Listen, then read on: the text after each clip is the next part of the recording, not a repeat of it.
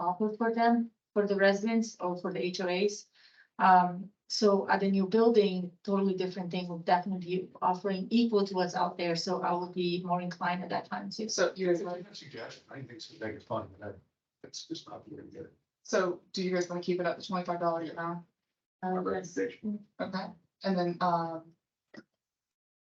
the next item that would be a change would be the reporting fees. What generally are they? I know we're gonna go to propose. It depends. It depends on the type of document and it depends on how many pages there are. So there's no standard. There's some stuff that I've filed that's been like $3 and there was something I filed that was like $70.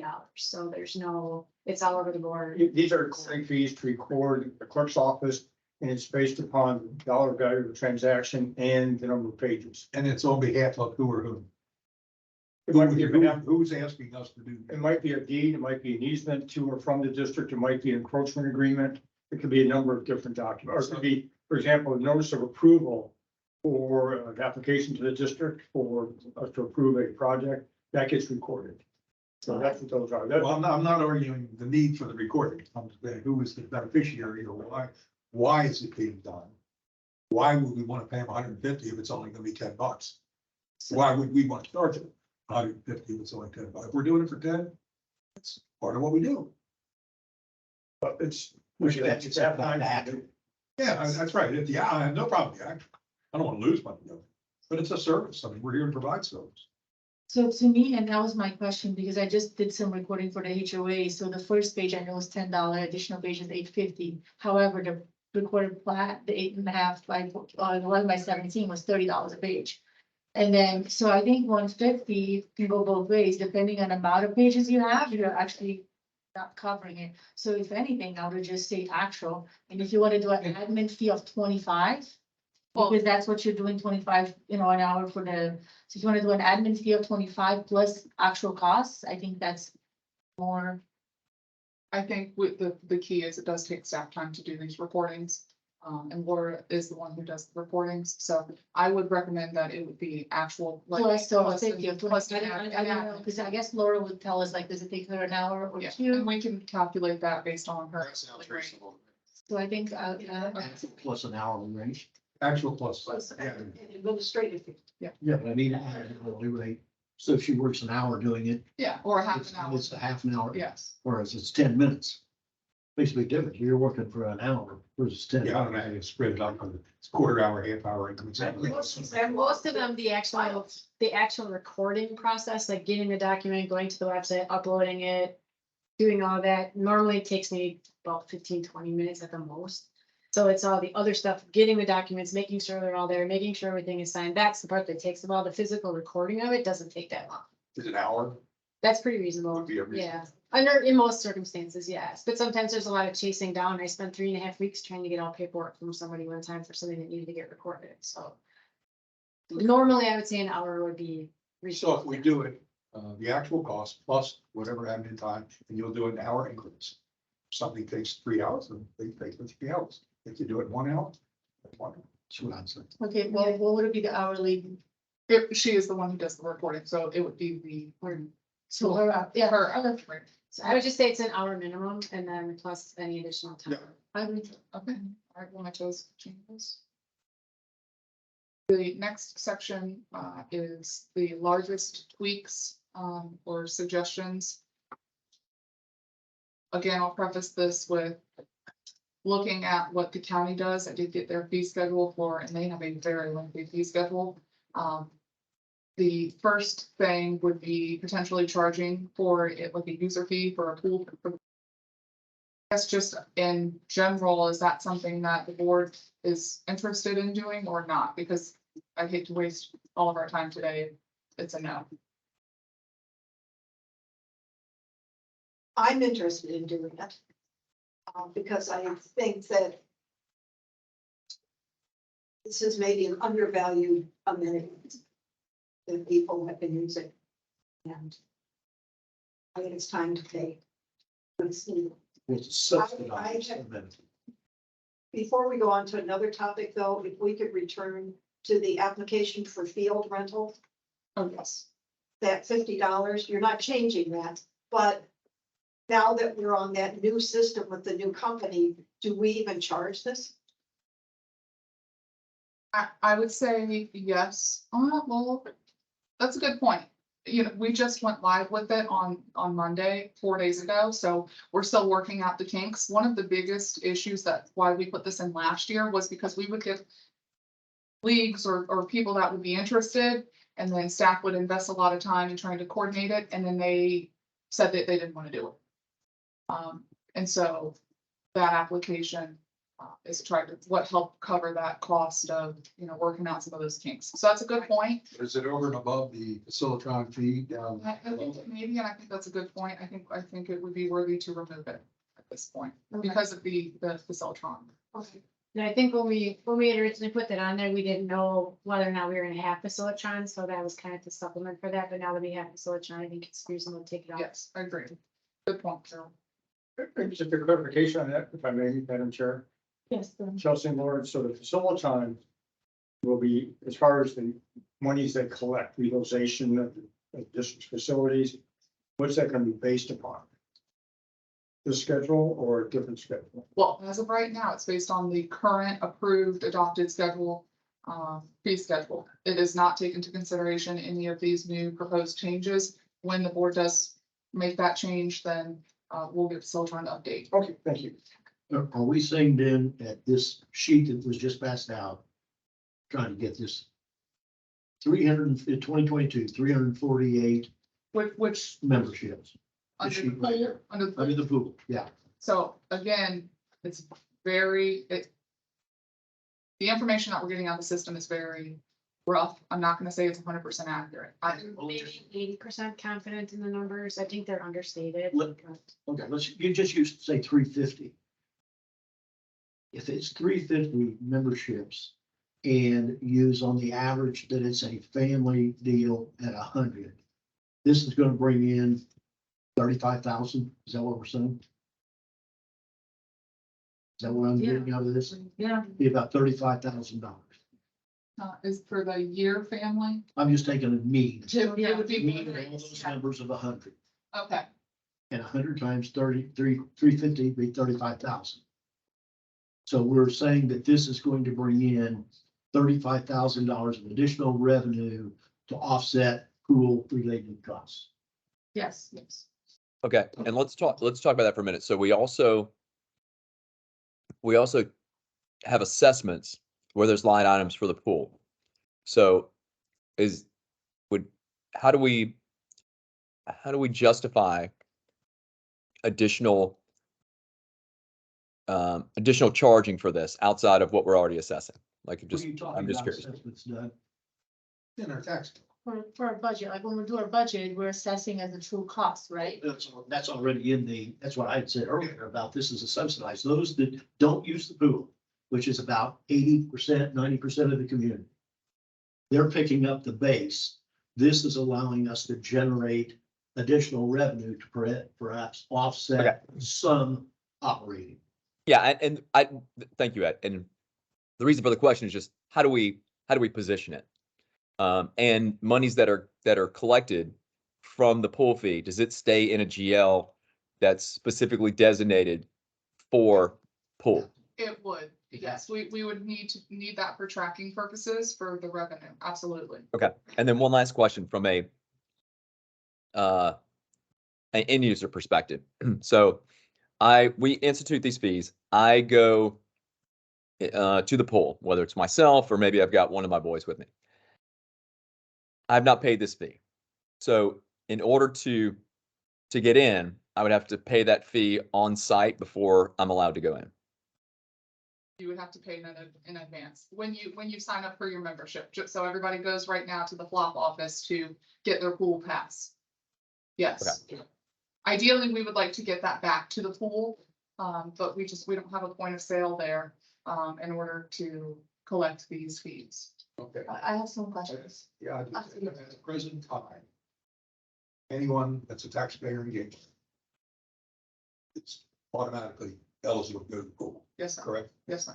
So 90%, 80% of our residents choose not to do that, but nevertheless, it is available. And the entire community is currently paying for the pool. That's one of our quote unquote amenities. Except Pelican. Yeah, yeah, right. People, I said gateway, but you're Yeah. right. Excluding Pelican and all those counties. So kind of take the opposite position that Carol did, because they're already paying for it once in their taxes. And now we're gonna make them pay for it again because they use it. How can it be an amenity that you're paying for? But then if you want to use it, you gotta pay for it again. Can I give you an example? Give me one. As your Lee County tax bill, you pay for Lee County Parks and Rec amenities and all of their facilities. And it's the same situation. If you choose to use it, you have to pay either a day pass or a membership or a weekly fee, monthly fee. But you're still paying for it. But that's like, it's different. I mean, we're gateway, this is a family kind of a project in my mind, the family community. It's not a Lee County, it's not broad base. It's just an opinion. Okay, I'm opposed to it because they've always had it. Why 35,000 is not, a dollar's a dollar's a dollar. I want to save everything I can, but I don't want to charge them twice. $35 about 10% of the annual levy. Not 10%. And, you know, From a staff perspective, one way or the other, I hear you. I'd rather it's just, if we needed the 35, and I'm not saying we do or don't, then let's take our total community stuff, went up $5, we got it. Mhm.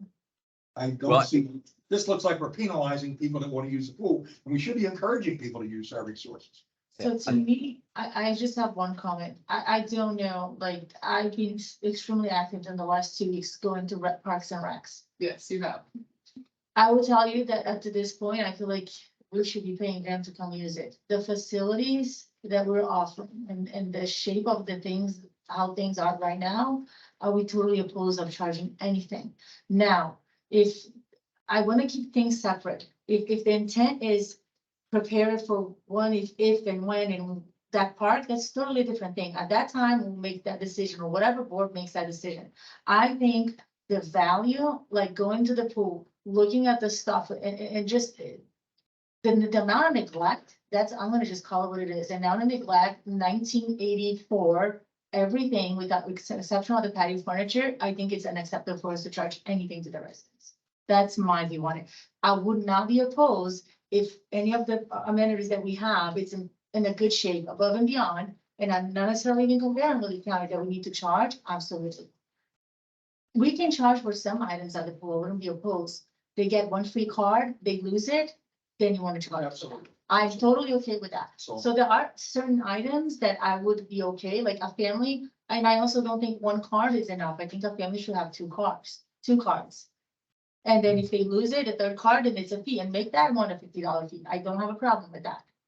So there are certain things that we can subsidize and then probably even get a better hold of who is really using the pool, because now they're gonna have to pay for it.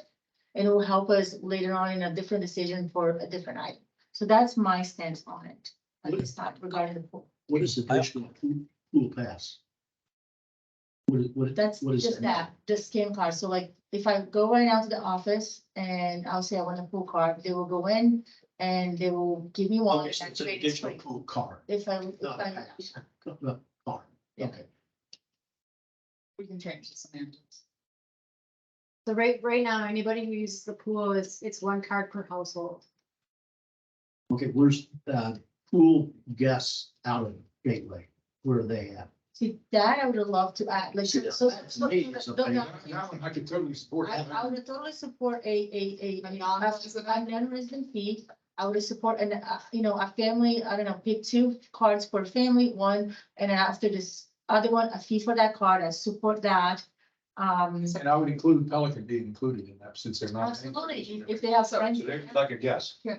So I did not put that on here because we had lengthy discussions when we were doing the bond, that it was very clear that we did not want this open to the public, which would mean non-residents. Now, if the board wishes to change the mind, that's, Well, it's a little different between a public and a guest. I mean, I hear you. But if you have a guest, that's somebody you know you want to bring in.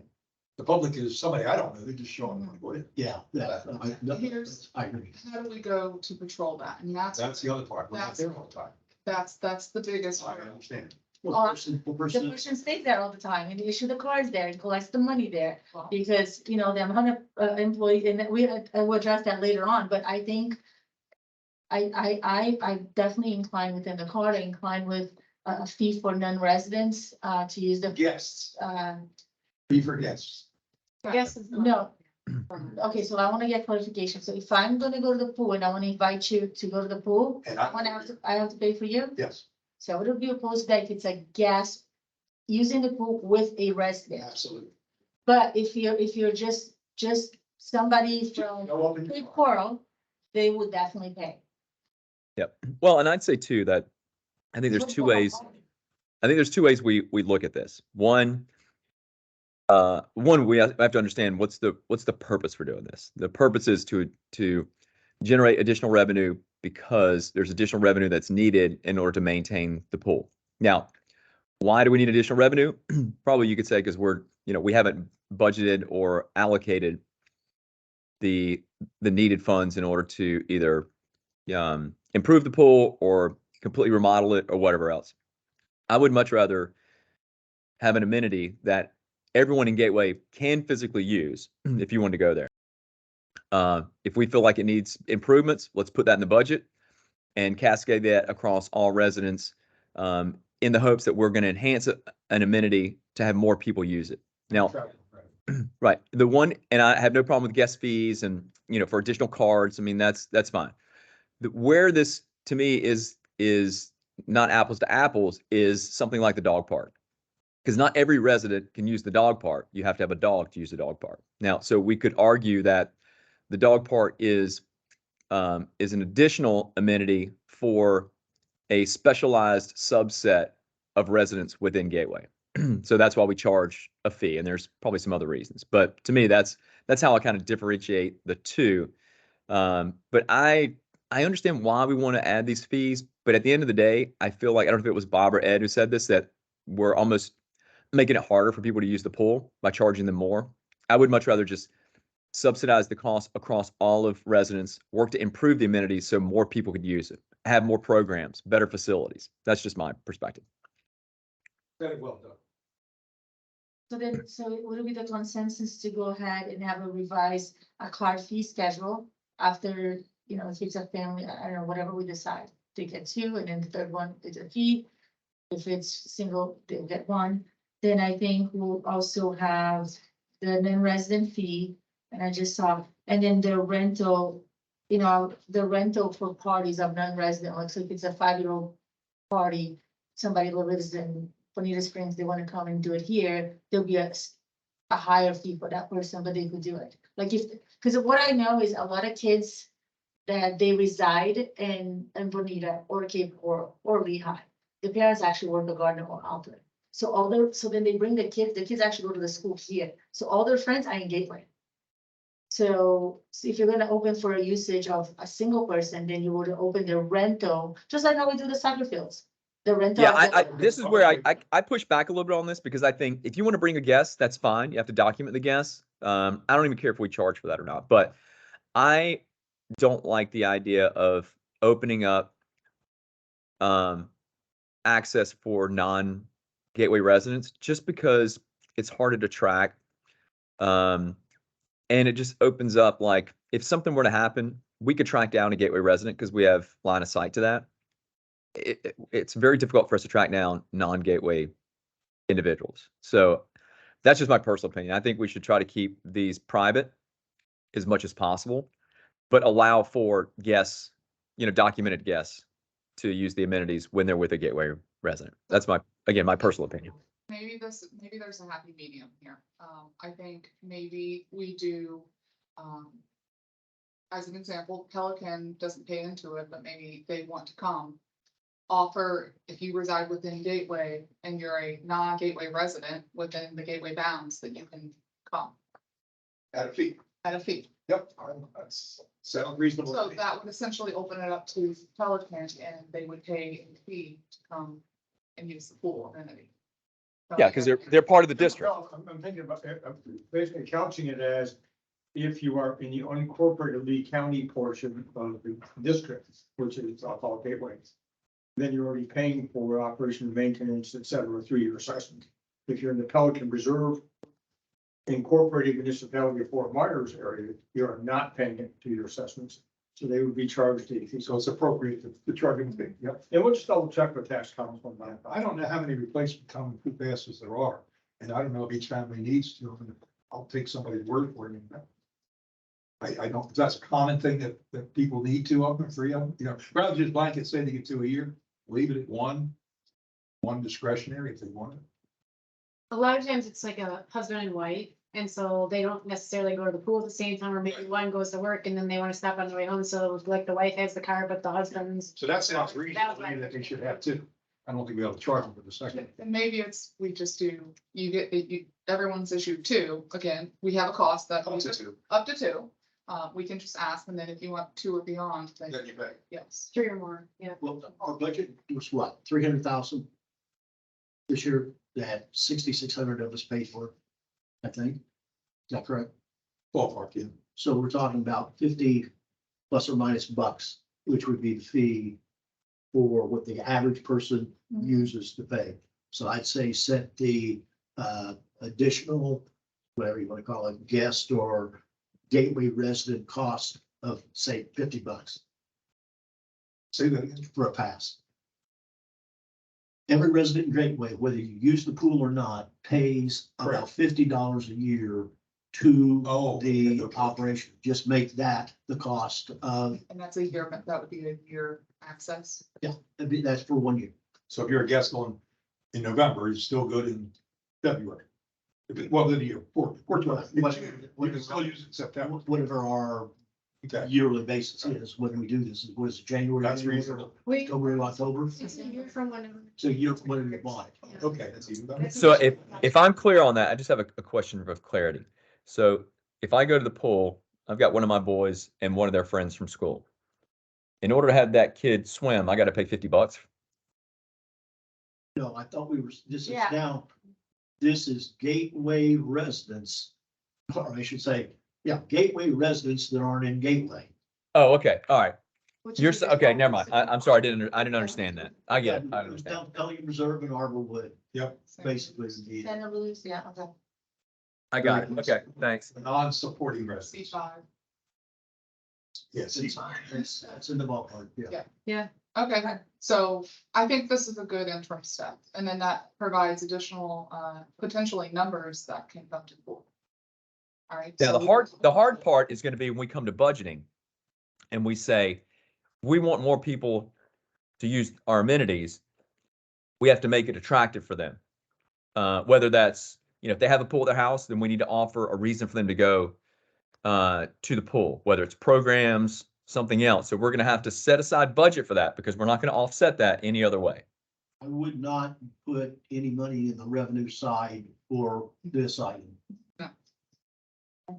It could very well be used for unexpected expenses, but to put in $20,000 or $10,000, whatever the number is, and then it doesn't come, that don't get it. Just don't Exactly. count the revenue, or just don't put it in as a revenue item, but don't show any revenue. Full facility rental, 75 to 100 a quarter, I have no problem with that. If that's what we currently do, we have a fee of 75 today, Yes, so we're just bumping it. I'm okay with that. and that would, okay. And again, we're restricting that to what we just discussed. Yep. The annual dog park pass, bumping that up to $50. I had the opportunity to meet Cheryl last week with Tim. And we bounced around some ideas. She's kind of, I guess, my understanding, been like the point person, communication person with a lot of the dog park members. She's like our liaison. Yeah, you could say definitely our liaison. Yeah. And They so- go whatever way they come. so you have on your sheet the total, the dog park expenses and revenues for from 2022, and Doug, I apologize, I'll send this to you. Okay, thanks. And you can see just how the expenses, the revenues, so the district is subsidizing, this dog park. So, trying Can to. you just give me the numbers? Just say them out loud. What is our total operating cost for the? Doug, I'll scan it and send it to you. Yeah, or just take a picture of it with your phone. I mean, whatever is Alright, easiest. I got it. We'll get it to you. Laura's gonna text you. So in 2020, we had 152 memberships and again, the data is not 100% accurate. In 2021, we had 242, and 2022, we had 246. So on average, All of these are members of Gateway. no. No, because this offers non-gateway. Dog park, it's my understanding, we allow non-gateway residents to buy a membership. Correct. We have any of them? Yeah, I have a handful, yeah, there's. Yeah. Then I have- I was surprised how many there were. I definitely have an inside and outside. Correct. That's key I- difference there. Yeah, And you'll see that here, we have the resident and non-resident, and it's a pretty big size difference. So the annual park for a gateway resident would go from 35 to 50. As of right now, we don't offer a 6-month membership. And so we'd like to implement that as an added benefit to the community. We have a lot of snowbirds here. And then same thing with the non-resident, that goes from 125 to 150. And then the 6-month would go from 35 to 85. And what's the justification other than use? So if you're a snowbird, you would only use the facility for 6 months, but however, the maintenance, we still have to maintain it year round. So we're looking at total operating costs, not from an individual's impact. I would just question the need for the 6 months because we have to maintain year round. So I agree on that. And Well, also the difference on cost, like if you look at the 6 months, non-resident between 35 and 85, the increased percentage there is way off on the other risk percentages. So there's no random, you know what I mean? Like it's not, I think we just make it easier and I just think do one one year- annual fee. yeah, I And agree. we can keep it within, that's with the board wishes, I mean, that's less administrative. so we have an, Yeah, I prefer that, less than two. Maybe this work. so we have an annual resident and an annual non-resident, period. Yeah. Yeah. Correct. And are you okay with the fees? So Yeah. for annual, it would go from 35 to 50 for gateway residents. And for non-residents annual, it would go from 125 to 150. Yes. And That's a good understand step up, I think. I think that's a Yep. good step up. Yep. And then we can always continue to increase over time. And I think we should probably look at that as like an annual increase in that, year over year, because it does cost more annually, especially with everything going on with the grass. And I think since we started resodding, the people that use the dog park like the idea of resodding more than once a year, or rotating. So it's just going to cost us more over time. We're getting free fertilizer from. Yeah. Yeah. Spot field. They're supposed to pick it up. So.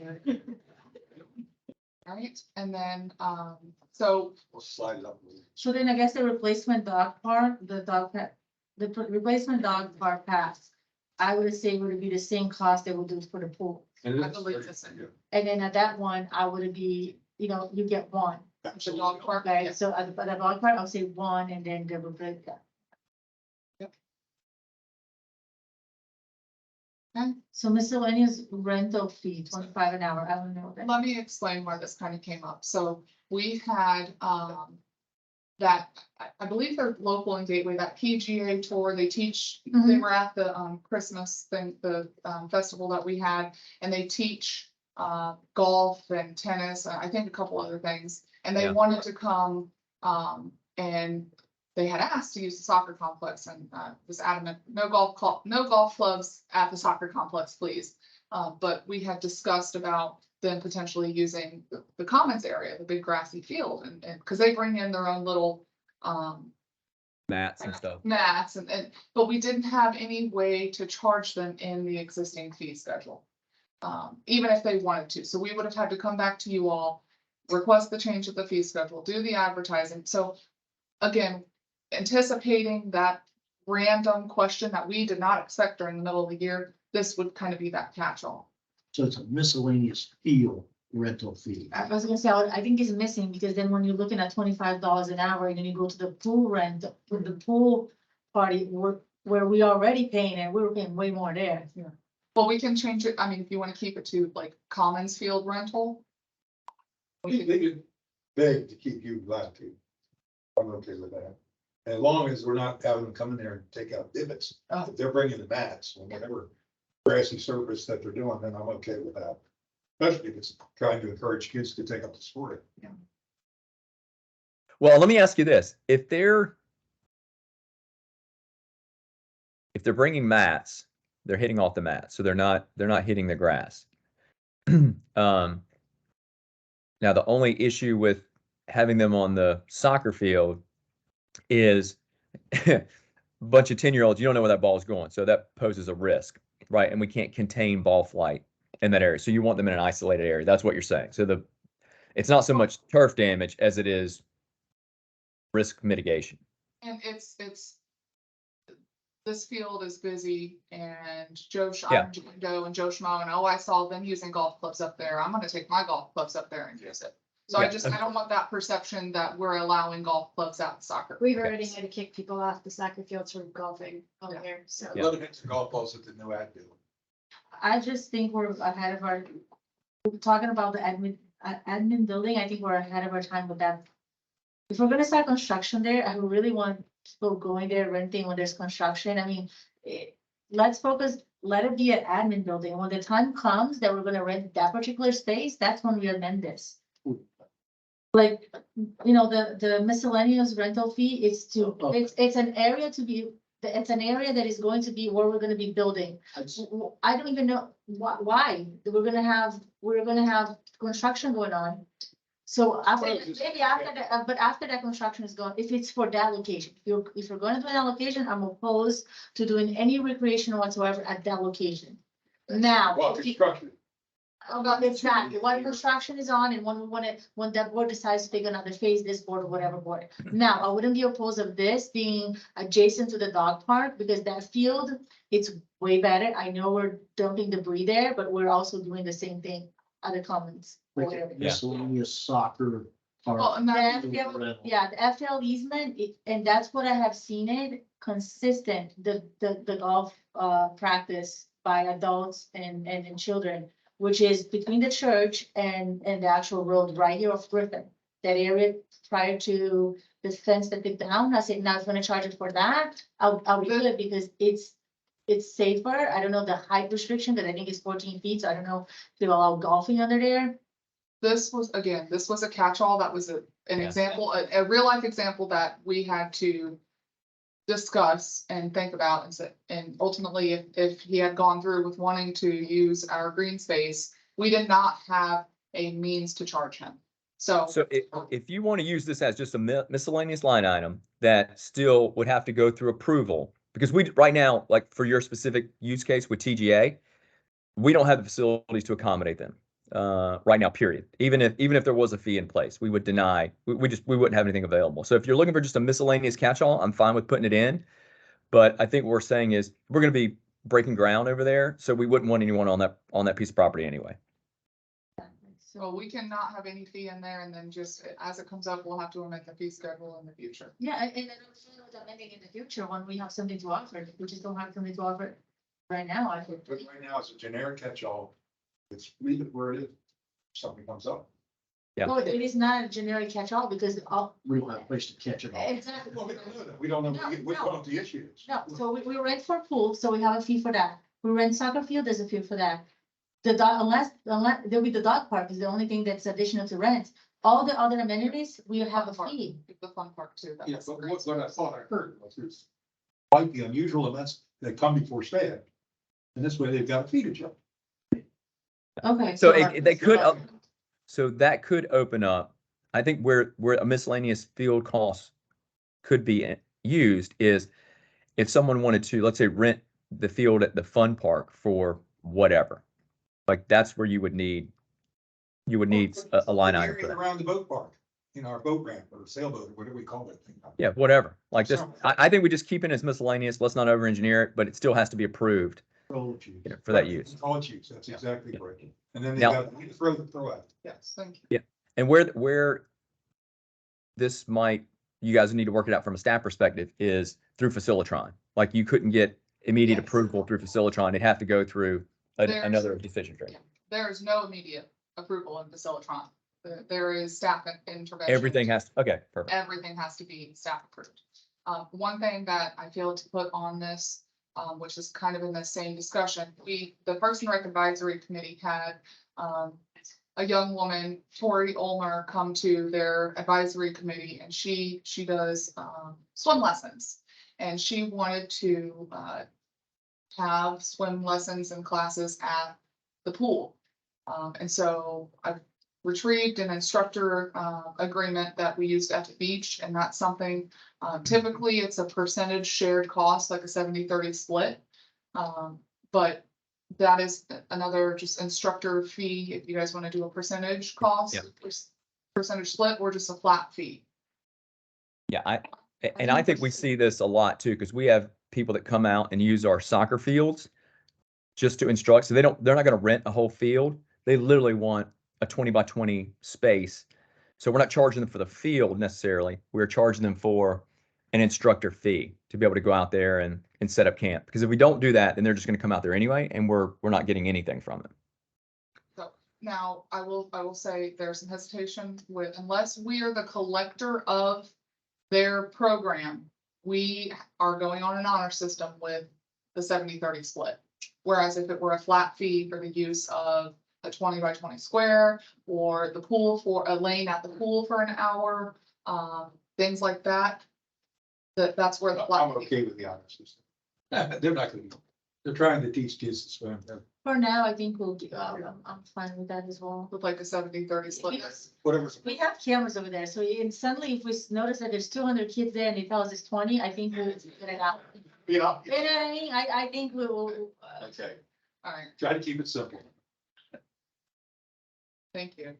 She was very interested, and she is a Gateway resident, and we're working through with legal on that instructor agreement. Hopefully, we can get that. That's great, if we can offer. So then I would even expand, because I know we had, yoga at the pool, which was at no cost, I believe. But I think we have a nice area, that grass area where we move the playground at the pool. I think, a Saturday yoga class, or whatever. So I would open to yoga, aerobics. Yeah, absolutely. We want to get that pool filled. Yeah, Yeah. so, and then I have a question. We don't allow, so, that one, just 1 second. So we don't allow any training on the dog park. So so what, I mean, I would say if somebody wants to rent the dog park for 1 hour to do a special training, go for it. What kind of I agree. training? So would that be, Like, would you, Teaching dogs. Teaching so dogs. you want to do like Teaching the a dog facility, trick. like in Facilitron, we can say rent the dog park in its entirety for like an hour and have a flat fee with that? Is that something you guys are you're thinking about? Or Yeah. like this instructor agreement where they pay us? Well, because of right now, okay, so right now, if I want to train, I'm a resident. I'm not gonna train my dogs. I'm gonna hire someone to come and train my dog. I want them to use the dog park. I pay all the fees. That is not allowed. Okay. So I'm just trying to, it's not allowed. So at this point, I would say, it'll be a 1 hour, and it's just an additional fee. Well, I'd say it's one of two things. It's either if you are not asking for private facility, it's instructor cost, 70-30. If you want to rent one of the dog parks for an hour to do private sessions, then there's a facility cost.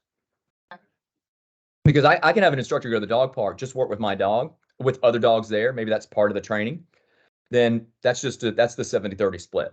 But if I want to close it down, have 20 people come in, we're going to do a class, then that's a facility fee. Okay, well, let me do a little bit of homework into this. I think I understand the intent. And I know I've seen on like the community page of, trainers, dog trainers and things like that. So. And the one last thing I'll say too, like when it comes to the pool, if we've got someone that wants to do yoga, pool yoga from 8 to 9, they're not charging, maybe they're someone within the community, then I wouldn't expect us to charge. Right? Absolutely.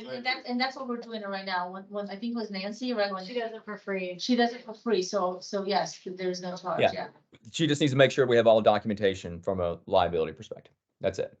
So anything, just one more thing on the dog park, because we don't open the dog park until noon on Thursday. So maybe if for the training, it will be, if we can open at 11, so it'll be Thursdays only between 11 to 12. Then it wouldn't affect Don't impact it. the other people, so they don't get upset that they couldn't use it. They were using it anyways, you know what I mean? Well, Let me look into Okay. that. Just, I know Mainscape does maintenance that day and I don't know how long it takes them. And if they may finish by 10 and we could offer 2 hours, I don't know. So, Well, let me just, And we could put that in the renewal language too, that there may be times where the park is, or the facility is rented out. That's just part of the agreement they sign off on. Yeah. Now, it's not, it's not going to be, every day for 50% of the time, but there might be times where it's closed because there's a private party or a private session. We just include that in the agreement. People know that. It's not going to happen that often. we hope it does. So that way we get more people there, but. Yeah. Okay. So the next item is the Facilitron administrative fee. Again, the Facilitron charges us 10%. And so we just want to pass that through. And so we wanted to memorialize that in the fee schedule. Yeah, And makes then, sense. so then the next section is does anybody else have any other questions? I've got all your notes around the. If you could just add under the admin, because we did, this is not the revised version, it says miscellaneous duplication, single-sided. It would say records request. Yeah, So just add that word. make sure it's clear. Yeah, we're not a print shop. Exactly, because that's big. So it's for records request only. Okay. We can do that. So this next one, you'll see there isn't really recommendations in here because this is where I wanted to kind of gauge how you guys, what your thoughts are. You have the expenses here and you have the actual hours that have been rented by leagues. Again, I'll preface with, we could probably count on one hand the amount of times that actual Gateway residents have rented the fields over the past handful of years. It's mainly leagues that are coming in. And this year we saw a lot more because of the county and all of their complexes being shut down. And again, I have no idea when they're gonna open up their complexes. We've had other leagues already asking, hey, can we book for November? Can we book for next year for your complex? And as of right now, we are going season by season. We've opened up the Facilitron for the leagues that have historically been with Gateway. And so we're working through, they're kind of our guinea pigs right now, working through some of the kinks and issues. But operationally, that's how we've proceeded. Now, if you walk out to those fields right now, field 2 is a mess. Field 2 is a mess because it gets used the most because it's closest to the parking lot and closest to the bigger bathrooms over here. So there's a couple different notions here. We could either charge like a staggering fee per field, like field 2 is obviously the most popular, so we could charge a $2 per hour higher than field 3 and field 4, field 5, etc. As of right now, for Gateway residents, we charge $10 an hour. For non-Gateway residents, it's $40 an hour. Now, one of the considerations, that grass in that field has no idea if it's a Gateway resident or non-Gateway resident. It's just getting abused, beat to heck. I thought we've been told you gotta arrest that thing. We do, and we're going You to gotta stop that. in June. We're going to in June. And so one of the things to consider is just putting a flatline fee field rental. Now, we give discounts to the leagues for Gateway residents, and they have to prove if their people are Gateway residents. I don't know if that savings is being passed off to the actual resident themselves, or if it's Well, just. I think Chelsea, I think we need to rephrase that it's not a discount to Gateway residents, but we charge in addition for non-Gateway. Because the purpose for that is they're offsetting the already fees that Gateway residents pay. So I think we position the wording differently. Okay, There's an upcharge if you're not a Gateway resident because Gateway residents are already incurring costs from an assessment perspective. It's just, it's semantics, but I think it's important. And from a field perspective, I think most leagues, here's the way I would position it. The field is the field is the field. Now, if they prefer the back 2 fields versus the front 2, only field 1 is the only difference in field 1 versus 2, 3, 4 is field 1 is smaller. So that should be at a I think it's smaller, slightly. So that should be at a lower cost. But I think if it's field 2, 3, 4, 5, the cost is the same. However, if there are additional amenities, like if you want to use the back storage or concession stand or whatever, then I think there's an additional charge for that. Yeah, I think it'd be too much trouble to try to set different prices just because you think they're more aesthetically pleasing or the placement. Because I think where that will come into play is our leagues that have a history that purchase in bulk should have, in my opinion, first right to rental and be able to kind of pick the fields they want because, they've been here for 10 years. They're in good standing. So there should be some value in reoccurring bulk purchasers.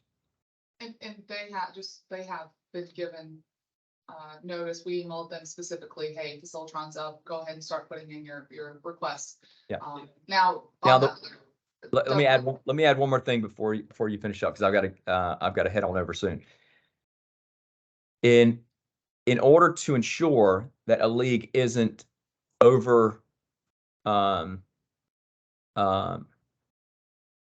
reserving, is I think we need to have some stipulations, like you have up to a certain amount to cancel. So if I rent, all fields 2, 3, 4, and 5 for 8 weeks, and maybe for 1 month I'm not going to need the back 2.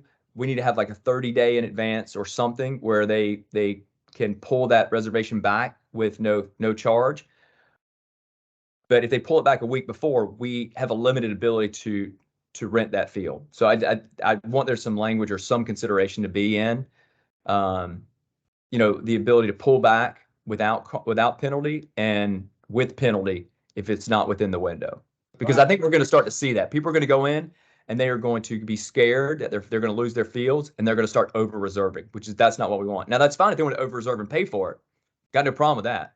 You want to rent 4 fields, you only use 3, you're still going to pay for 4 unless you go through the cancellation policy. And you'll notice lower, there is a non-refundable cancellation fee proposed on here, and we set a cancellation within 24 hours. If you don't notify us, with more than 24 hours, you're going to get charged $25. So just touching on the field 2 issue. I don't know if you've been out there recently, but it's going to take a lot of work and a lot of funding to get that back. I think we need restarting, to be honest. Yeah. So my point in charging a higher fee, even if it's $1 or $2 per hour, is that field gets used the most. Right, so let me ask you this, who's gonna police it? It's with anything here. Okay, so we're gonna create a rule that nobody's gonna police it because we just don't have the ability to police it and kick them out. I would be more inclined to make huge signs and put field disclosed and then we already pay the county to patrol. And if we catch them there and if it's a leak, then we'll adjust it at that time.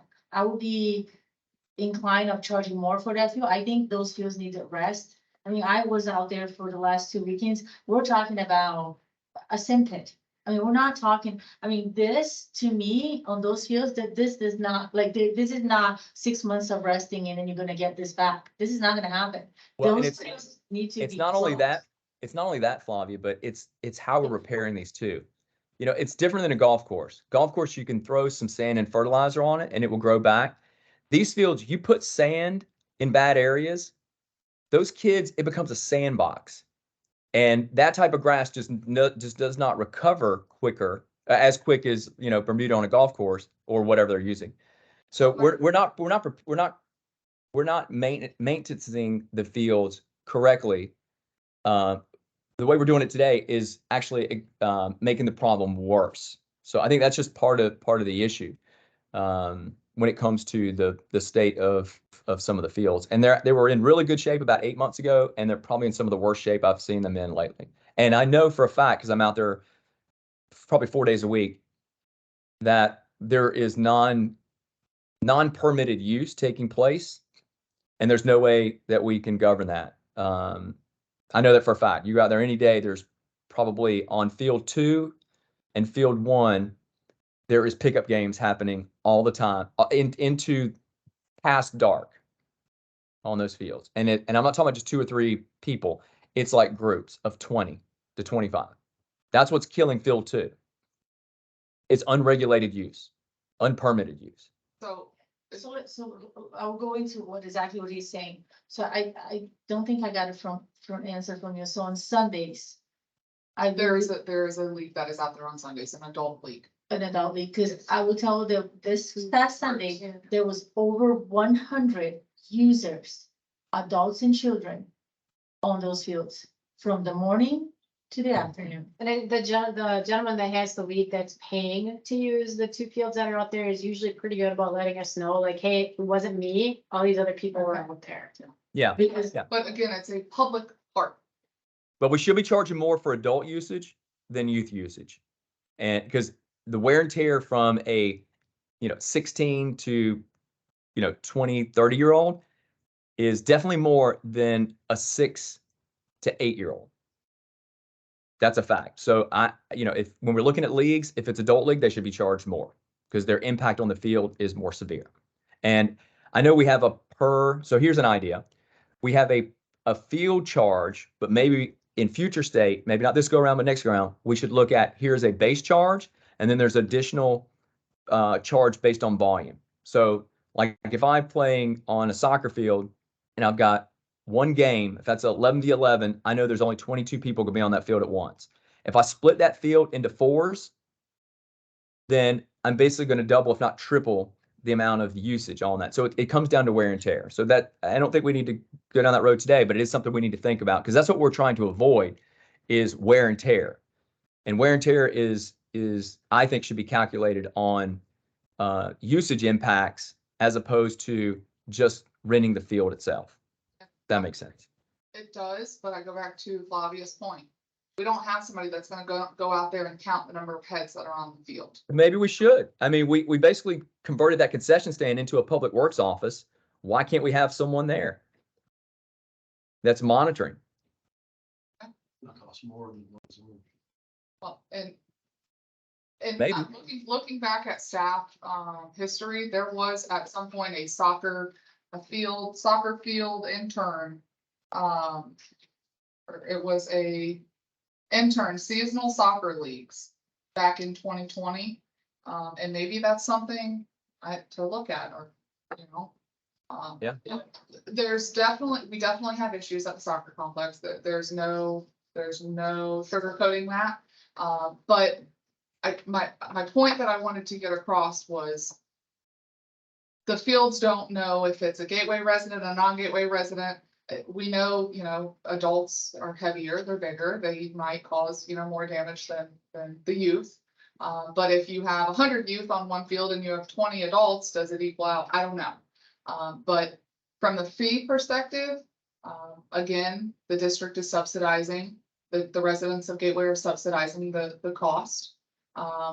And we need to evaluate these. Do we want to continue with the Gateway residents versus non-Gateway residents, or do we want to just put it as a field rental and charge the fee? Now, I want to. We have to charge the fee. We've gone down this road for years, and Ed, you can back me up here. There has to be an upcharge if you're a non-Gateway resident, and that has to be passed on. with the pool, we're doing with everything else. I think there's definitely We got separate it, make it easy. Gateway residents, then gateway residents. And when it comes to the leagues, we care less because like you say, we don't know if they're telling us 50/50s. So I think gateway, if their individual comes in, if it's a gateway individual that's renting it, it's one price. If it's non-gateway, it's another price. Now, if it's a league, that's a third price and that price is set. Now, if he wants to pass that along to their students and that's their problem. So that was my second point was, the district is discounting or on the opposite end, Doug. But ultimately, that's what it comes down to is we're discounting these leagues because they have Gateway residents participating. We have no idea if those leagues are charging the same $50, whatever their fee is, to a non-Gateway resident versus Gateway resident. So we're discounting the leagues On the honoring system. and on our honor So system. I do think we do it, I think it'll be easier going forward.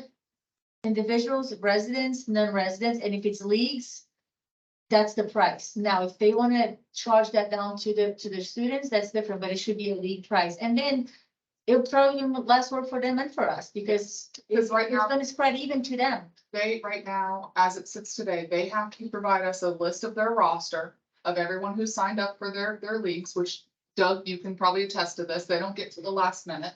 Parents are busy. They sign up at the last minute. We require payment in full in advance. And so they have to provide us this roster with the addresses of those kids. We have to cross-reference and make sure that they're So gateway, and so that's what I wanted to bring to your attention today. Chasing that list down for one particular league, sometimes we don't get till 3 months after they've started. And it's different because what are you tracking, last names? Because the kids are not in the deed, like how are you even doing it? So I think the leagues pay one fee and probably even higher. So just to kind of. So what you're saying, let me make sure I understand what you're saying. So, the reason why we have that upcharge is more for optics than anything else. Because we had residents saying, why am I paying the same thing as someone else to use the fields when I'm already paying taxes? So that's that's why we started doing it. If you're saying we're still going to we're going to offset that cost by increasing or standardizing the fee, but incorporate that into, let's say if we get, I don't know, just hypothetically, if we get $2,000 in addition because of the upcharge to non-gateway residents, we're just going to take that amount, normalize it, and just incorporate that into the fee increase. Is that what you're saying? I don't think so. I think, Okay. I mean, if you're asking me or asking Chelsea. Whoever can answer, I don't know. I The field rental with regards to gateway residents versus non-gateway residents. That should be for like not an unorganized event. Correct, and that's, Leagues should have a separate fee, and if you want to differentiate between youth and adults, that's fine too. But I think the leagues, which are 98% of the use of our soccer complex, should pay a different fee than, and we shouldn't be tracking down their end user of the league. Right. Our concern stops at the league owner, the league organizer. It doesn't go down to the parent.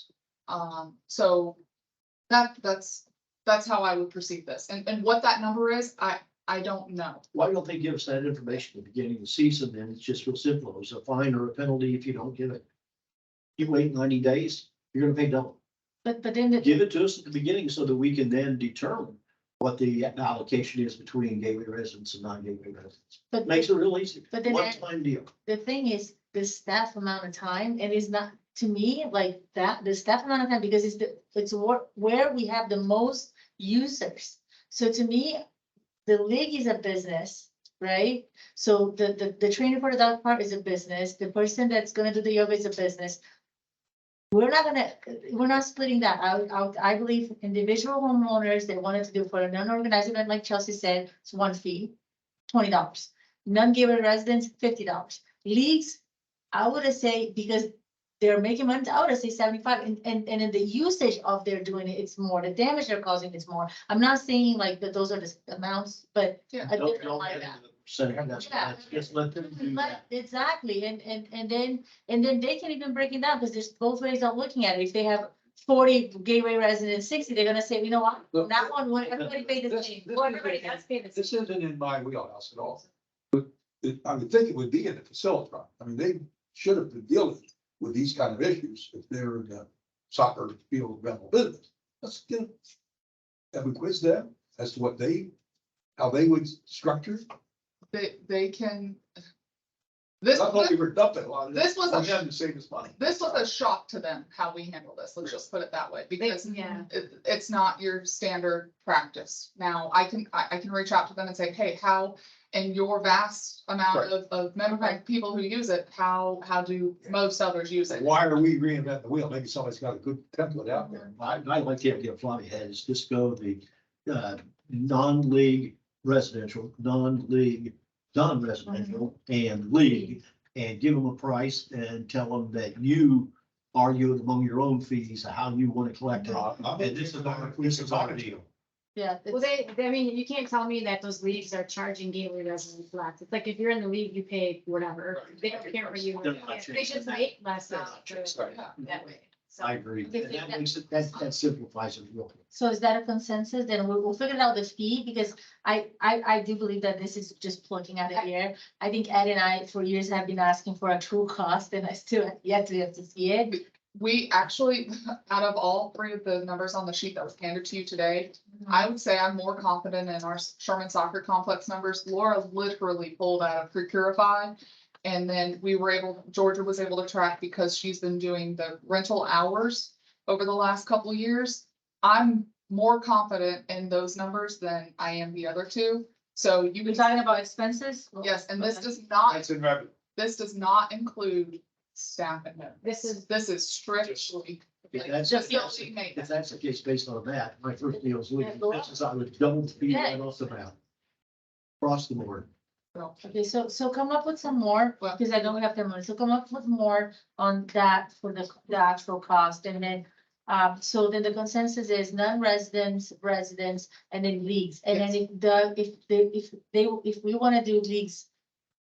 Adults and children's that. different, then I'm okay with that too. we'll come back with numbers Okay. for all of this.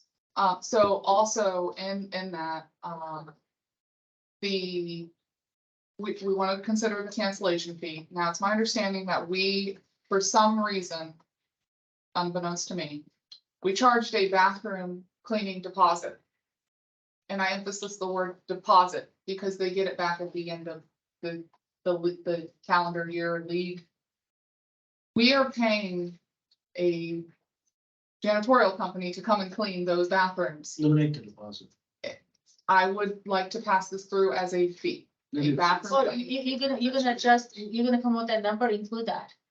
I think. Not, I would say, I would include in that, we don't do all of it because it wouldn't be fair. Yeah. So if it's costing us 50,000 a year, and then, it'll be higher for them because their usage of them is more, but not all of it, but I think that's how you would include it, Yeah. that amount of that. Now, Well- with that same term of deposit, I think we should have a security deposit in the event we have damage. I mean, we have cameras out there now. In the event we have damages to the concession stand area, the bathroom, the storage area, that is, It's not a reimbursable cost though. Whereas the cleaning fee, the cleaning people would pay.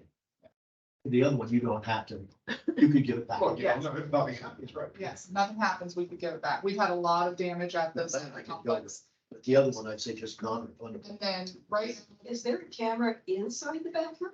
No, Yeah. no.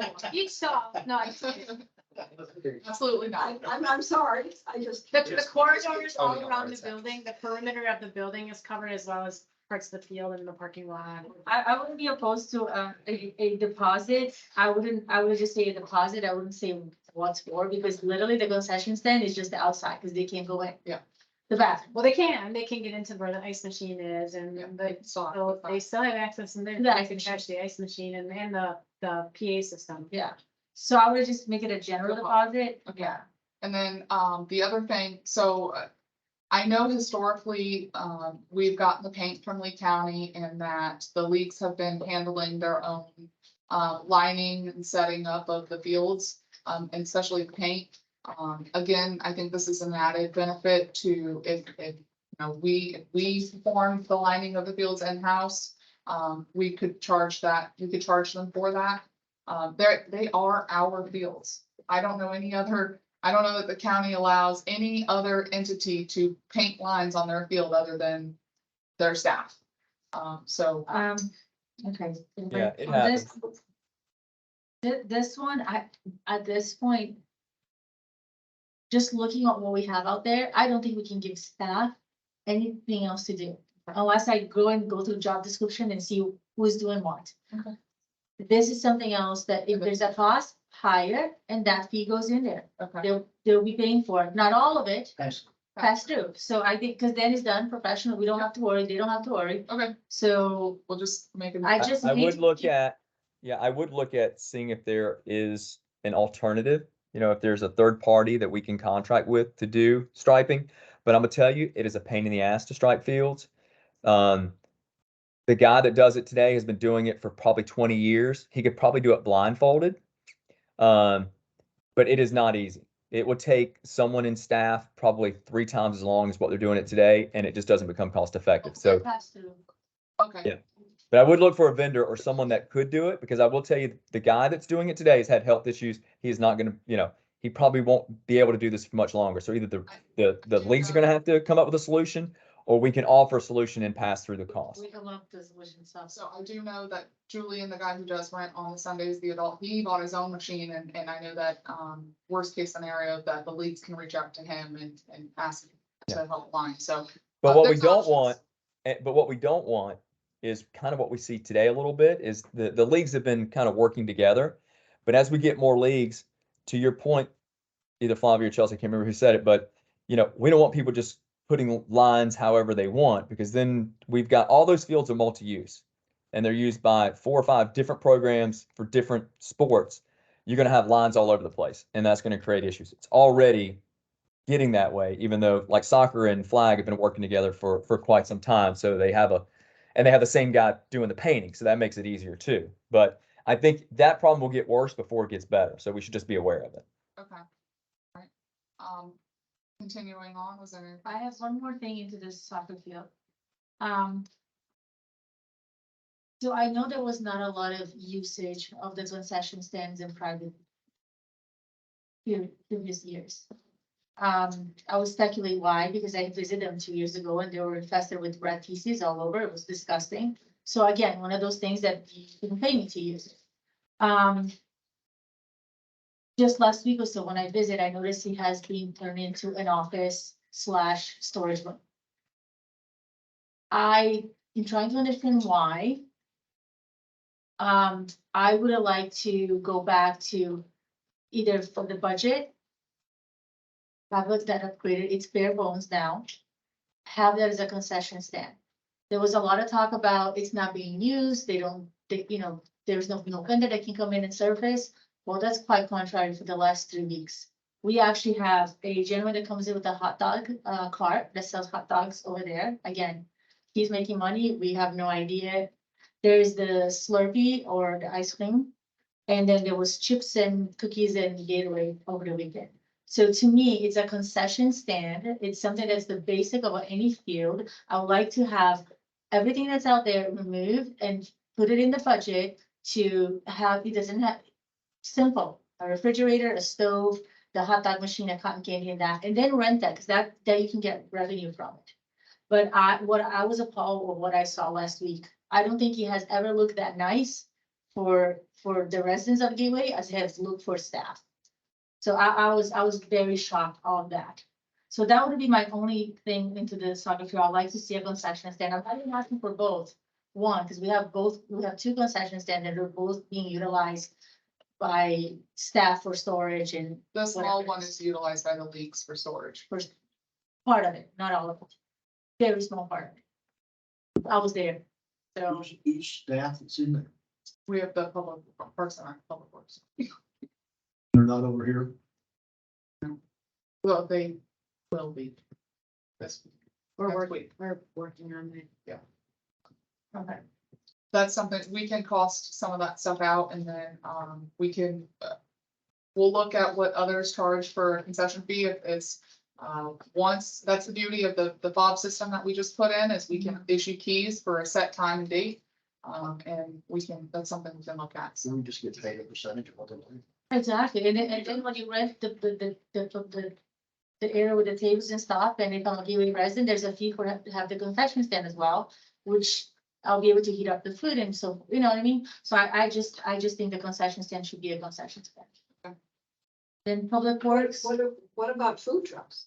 that's what we've encouraged the leagues to utilize in the interim. And we charge them, don't we? no, We charge the food trucks? no. We shouldn't. I mean, if you need the space for other things, food trucks are very, very popular these days. But you gotta charge them to come. Well, I mean, if that's the direction, we as staff can make sure we coordinate with a league, a vendor, and they can see Facilitron and when the area is rented, and we can coordinate that and have And maybe An the agreement. first few months are free, so they can try to see if it's worth it for them, and we try to see if it's worth it for us. and then we charge them. That's whatever, you know what I mean? Okay, so Public Works, Well, rather than putting all kinds of equipment in a concession stand, why don't you try renting A parking space. a parking space for a food truck and see if they're willing to come back again if there's enough use or whatever. I'll tell you this, we have such a huge issue with parking. There are people parking on the FPL easement across the street in the pool. I mean, literally, a Saturday, they asked about the gate open to park here. They're parking up into the, I mean. Solution. But in our steel, that sign is out there on Daniels, it goes to the ballpark, $12 for credit.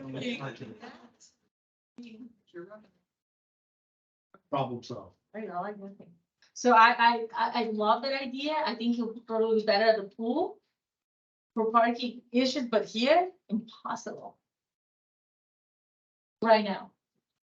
Well, or it's. Now, they do have the ability, where we have put food trucks in the past, is you come in through the school and literally they, it's not, we never had an issue with it, but they have pulled the food trucks inside inside the field complex, you know. But again, that's iffy too, because you might run over sprinkler heads or whatever, so you have to be really careful with that, but. Okay, so it's 3 o'clock already, so let's just wrap it up, the Public Works, cost. Hey, Flavia, really quick, one thing, Chelsea, that I would ask is we should ask the leagues to give us a 5-year, give us their registration fees for the past 5 years. Can ask, but they're not required to give it, but. Who asked? No, that's registration fees. Where I'm not asking for revenue or anything like that. I want to know over the past 5 years, what were the cost of their registrations? Okay, that's a good point. That's a good point. Okay. Because my reason for that is I know we're looking at, you know, what should we be increasing the fees? I think we want to be reasonable and we want to justify that. I also want to see what the leagues, what the percentage increase they've increased their fees year over year, Then that just. because we have not. Wrap it up. Public Works, The special event application fee that when I first started, there was a request about using district roads for like a 5K run or something. Again, we need to see who, what, when, where, why, what they're doing. So just providing that mechanism for an application fee for our review. And then the last one is the right of way authorization, a review. Again, I go back to, we've had a lot of applications come in where staff have invested time. This would be for the review of an application and implementing, that was meant to change, never mind. well, I like that as actual plus something, I think. If there's an increase, I'll just say it there, but. Okay. All right, well, we've got our homework, we'll try to bring back to you, as soon as we can. All right, thank you. So we'll go ahead and adjourn, the workshop at 3:02. Yep, I'll be there in 5 minutes. Okay, do you guys want to take a 5-minute? Okay, so we'll go ahead and, take a 5-minute break and.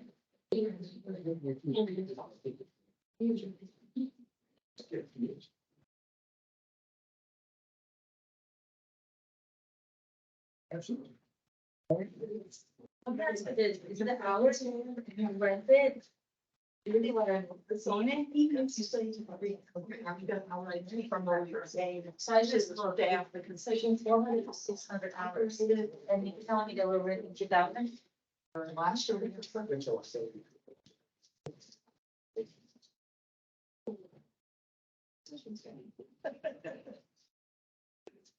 Special perk. I'm with you. How are you? The audience, sir. It's finally.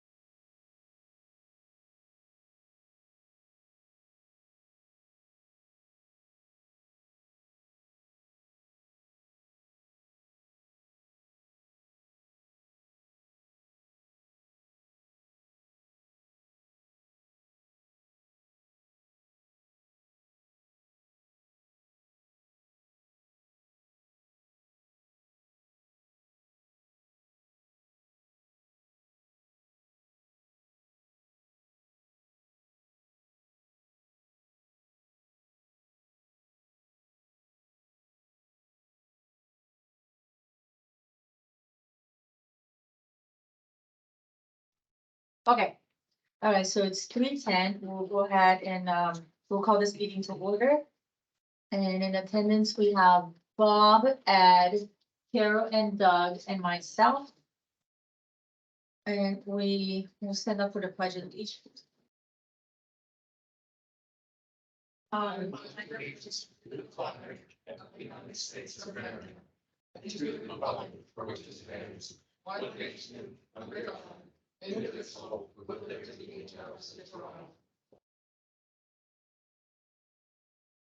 it could, and the people online, we're having some technical issues in the room, so, I know you can see. You used to be able to see you should be able to see our screen. And you'll be able to hear us, but you will not be able to see the people with the camera. The camera in the room is not working. Okay, so the next item is approval of the final agenda. We have one thing to add, Tony. With regards to SRF, Yes, and the request is for, the request is to add, I don't know, Chelsea, I'm doing yours, I mean, it doesn't matter.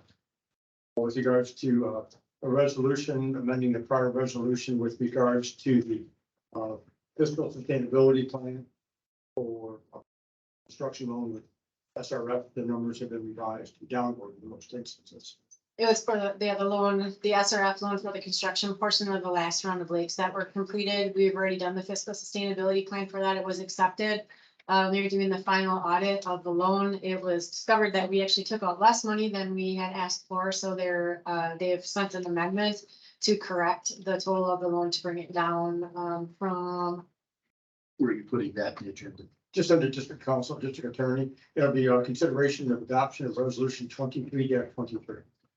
It reduced it by $112,802. So move to the final agenda with revision. Thank you, Tony. 122,000.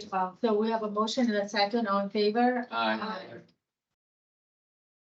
Go ahead, public comment. What do we have? I do not have anything. No public comments, nothing online, nothing in the chat, no emails or faxes that have already been sent to you. All right, local achievements and local achievements and recognition. Do we have anything from? I do. So, we got over the last couple weeks, we've gotten two separate emails from residents. Giving high kudos to specifically Isaac, but the utility staff in total. I have the two emails here. I'd be more than happy to pass them around for you guys to read. But just, they have been rocking and rolling out there and, praising staff, not only Isaac specifically for his mentoring of his subordinates and showing them and teaching them, but, for a job well done. So I just want to put that on record. Yeah, and I'll just continue to add. Yeah, nice job, Isaac. And I'll just continue to echo the PR that we're doing on the social sites is fantastic. I think there's something out every day. There, the content that's being pushed out there is relevant. So again, good job. We've never had as much information being pushed out there, and it's not just filler stuff. It's really good stuff. So nice job on And that. if you have any ideas of anything that you're hearing through other means and methods of social media, please let us know and we'll try to, if there's rumors, we'll try to quash those. And The one thing is around the new fountain and the roundabout. So there's some chatter going around the cost, who's paying for that, all that stuff. So if there was a next article, it would be breaking down.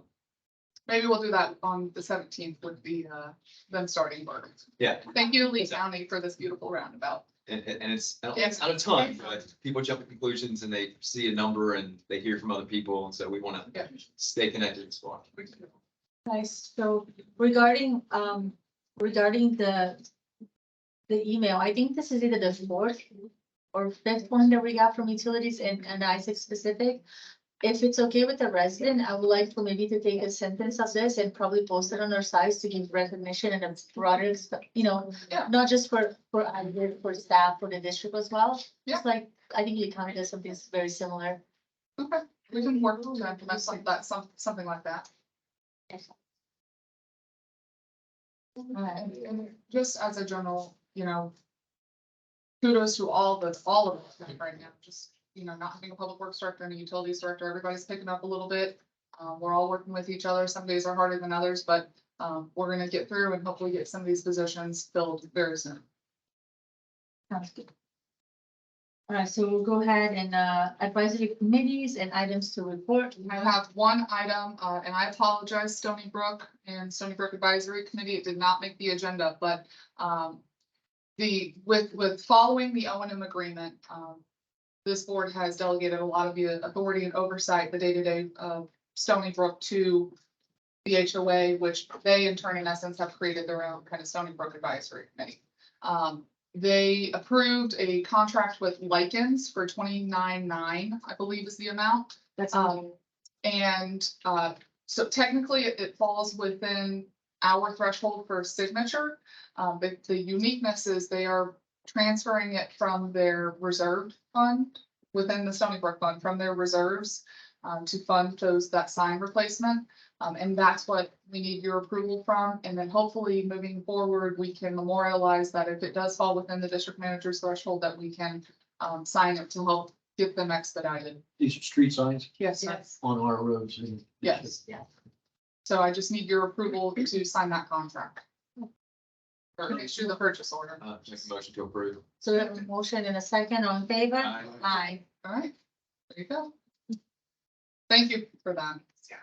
So anything with this? Yes, I attended the last Parks and Rec, advisory committee meeting, and,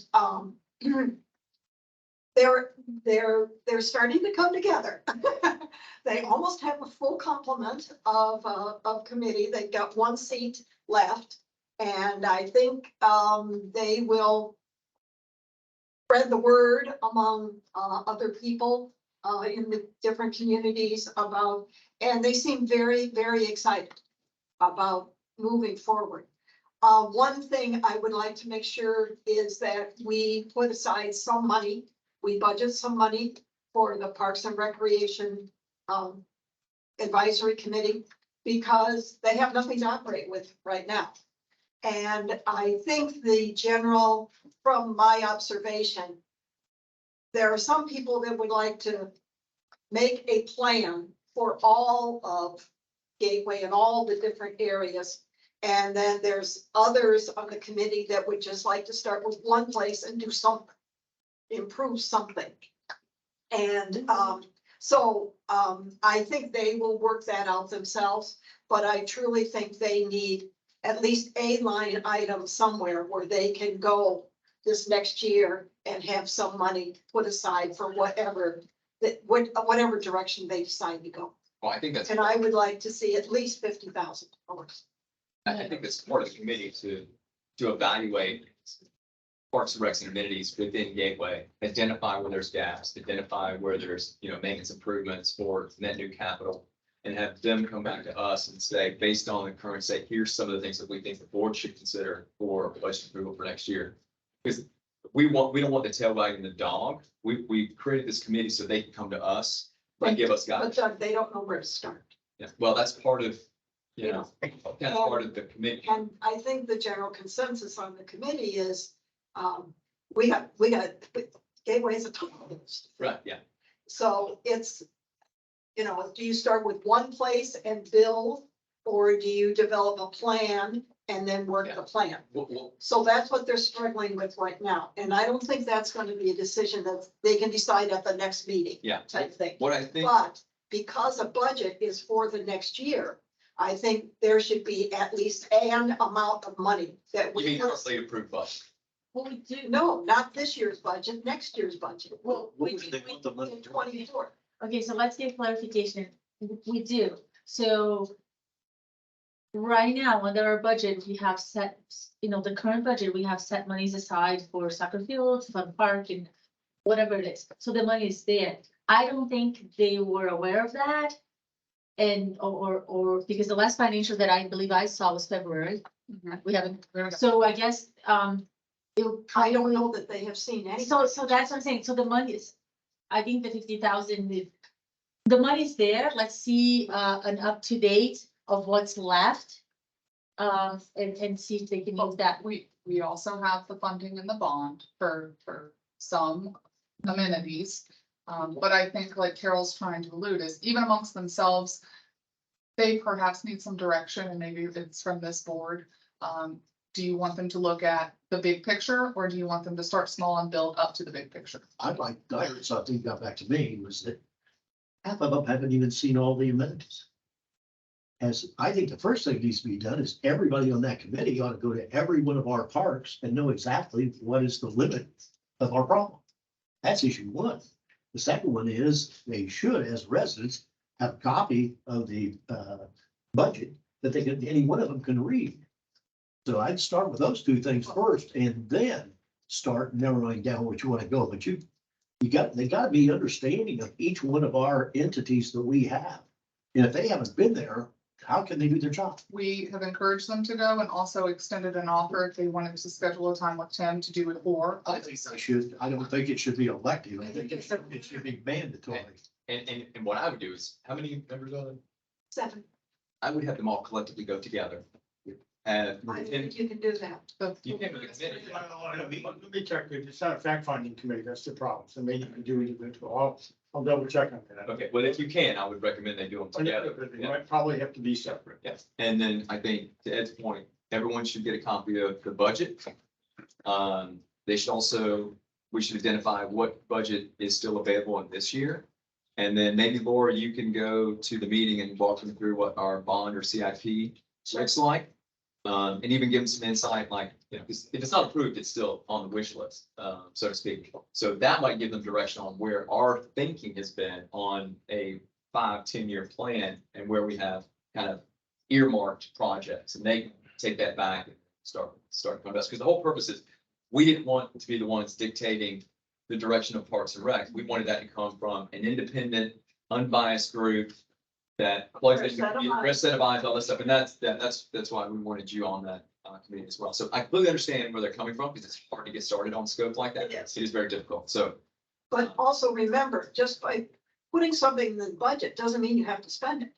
we in have that that. year. But you give them the opportunity to know that there's at least a certain amount of dollars that is theirs, and not in other funds somewhere. Yeah. And part of that too, in my opinion, is voice of customer. So, you know, have them talk to people who, you know, are using the dog park, talk to people who are using the pool, go talk to the league people. Like, they need to have an understanding of not only what amenities and parks and rec facilities we have, what the current status of them, how they're being used, how did the residents perceive that use, is there value? Like, almost the first part might be just understanding the environment before making a recommendation, right? So, and that might take a little while. sure, absolutely, yeah. So I guess I will go into that, on that feedback as well, because I was here on that meeting that you couldn't attend, and then I was, you know, I was surprised that the majority never visited the park, didn't even know the locations where they were, right? So I thought it would take some self-initiative from them, because now we're going in 2 months, that they would either reach out to staff or went and visited. I do know that years back, we used to have the checklist, the safety checklist, and I think that's a good start for them. So they know what to look for. So having them go out there as a suggestion with a checklist, so they can see, okay, the playground, it will ask, I remember seeing it, it would ask, you know, is it a good repair, disrepair, is it? Because there's a lot of stuff there that it is the maintenance of, and I think that's the immediate stuff. If they go out there, because I was out there for there is a huge opportunity on maintenance, okay? And I think some items they can just go in and do it now because either they can be relocated but there are safety issues and all of them that I saw. But we are working on addressing those safety issues. Correct, But but it's some, good but for them to know see, that. okay, this is an emergency, while we didn't want to do this at this particular park, we're gonna have to do this first. Because the safety issue, we understand the residents may want us to focus on the fun park, but there's a safety issue at the pool, I'm just giving examples. So I think they need to see that, I do think they need to go with either somebody with staff. I know we're in a time crunch, so for me, I really would have liked their input on what they would like to see, either if it's at the bigger picture or the small picture prior to budget. Yeah, that's our intent with all advisory committees and subcommittees. Okay, So then my question is, because this is different than all the other committees that we had. Once a month. Right now, I think it's difficult for them. I think we should leave it up to them if they were able to meet twice a month and just get us the recording and we'll work on that. Because it's not every meeting that I think that they need the three of you, Chelsea, Laura, and Keith. I think we have other things that we could be doing. I think there are meetings that depending on the agenda, somebody from staff has to be there to guide them. But the meetings, I think they should be less formal, maybe in a workshop environment that they can come and talk because they do look a little bit lost. They set their own meeting agenda. And we do that at just like with this, at the end of the meeting, what do you want to talk about at your next meeting? When do you want to have your next meeting? They Okay. set that. So, and that might not be clear to them, but they set their own agendas. So looking back on their agenda, Parks and Recs rules, was that initiated by the committee? Staff, just like any Okay. items that we bring forth to you, we initiate staff items. as Okay, well. so to me, that's the direction that maybe they're getting confused, because I don't know if the board is aware, I don't know if Carol will look into it. I was shocked when I saw a draft of Parks and Rules regulations for them to review when they haven't reviewed the amenities. Why is that there? So I think that's the conversation that you can have it with Carol, and I think that was way ahead of our time. I think the document was not great neither, It's a draft. but They need to get up, they need to walk. they need to walk, They need to exactly. go through a period of We- So- We, you know, horse to water, force them to go do these items. So I will encourage them again and again, extend our invitation that if they want, even with myself, or Tim, preferably Tim, that they do a site visit, but all I can do is make the offer. Okay. At least we got. And got. some good news.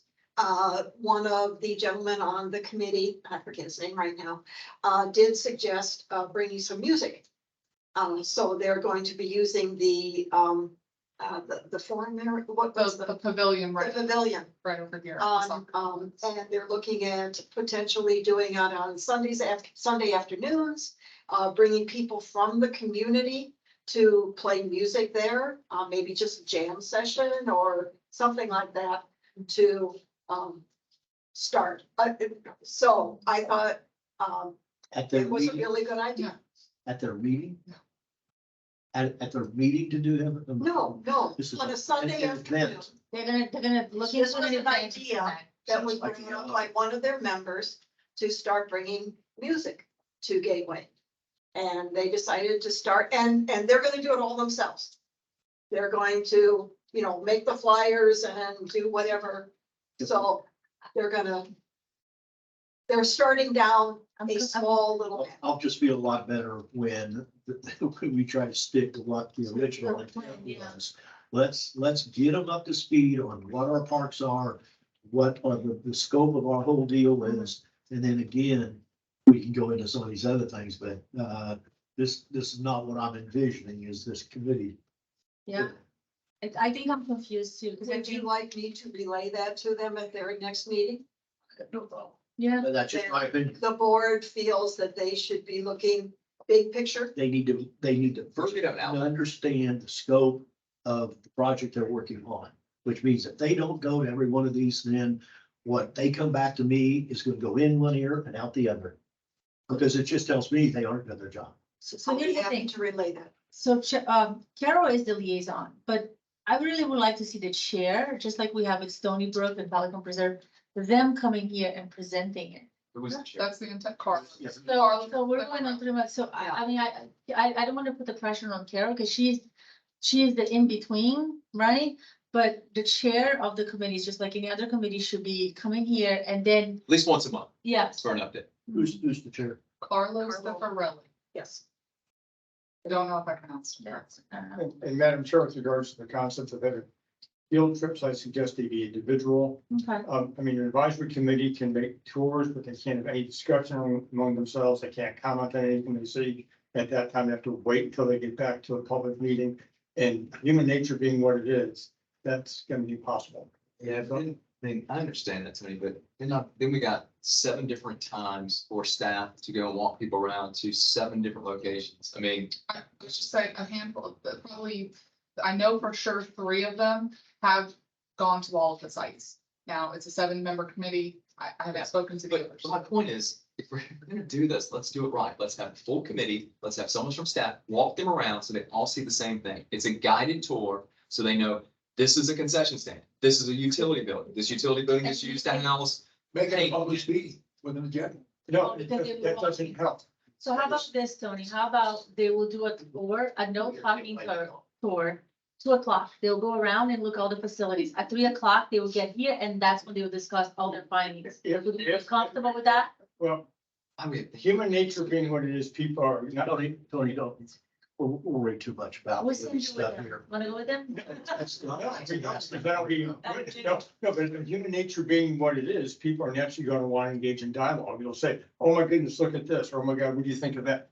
well, let's give them the guidelines, expect them to follow it, and then let's just. My advice is not to, it's strong advice, not to, quite frankly. I'm much more worried about the guy going 85 mile an hour on a gateway boulevard than I am about what somebody might say if 7 people were on a committee going around and looking at it. I don't think that dog's gonna hunt the newspaper. But, okay, then all you need though, and this might, is one individual to file a complaint with the state attorney's office, and then that's to just have. Whichever one, Okay, I have yeah. a day with Tim, I have a day with Tim, starts at 7 in the morning, and then every hour with one of them. Let me work with Tim and follow up and just confirm that they've all checked it, and please let me know when. And we will escort them. Like I said, over half of the committee has seen the sites. So we will do it. And do we have, I can't remember when we established the committees, do we have an outline of what their responsibilities are? Yes. Well,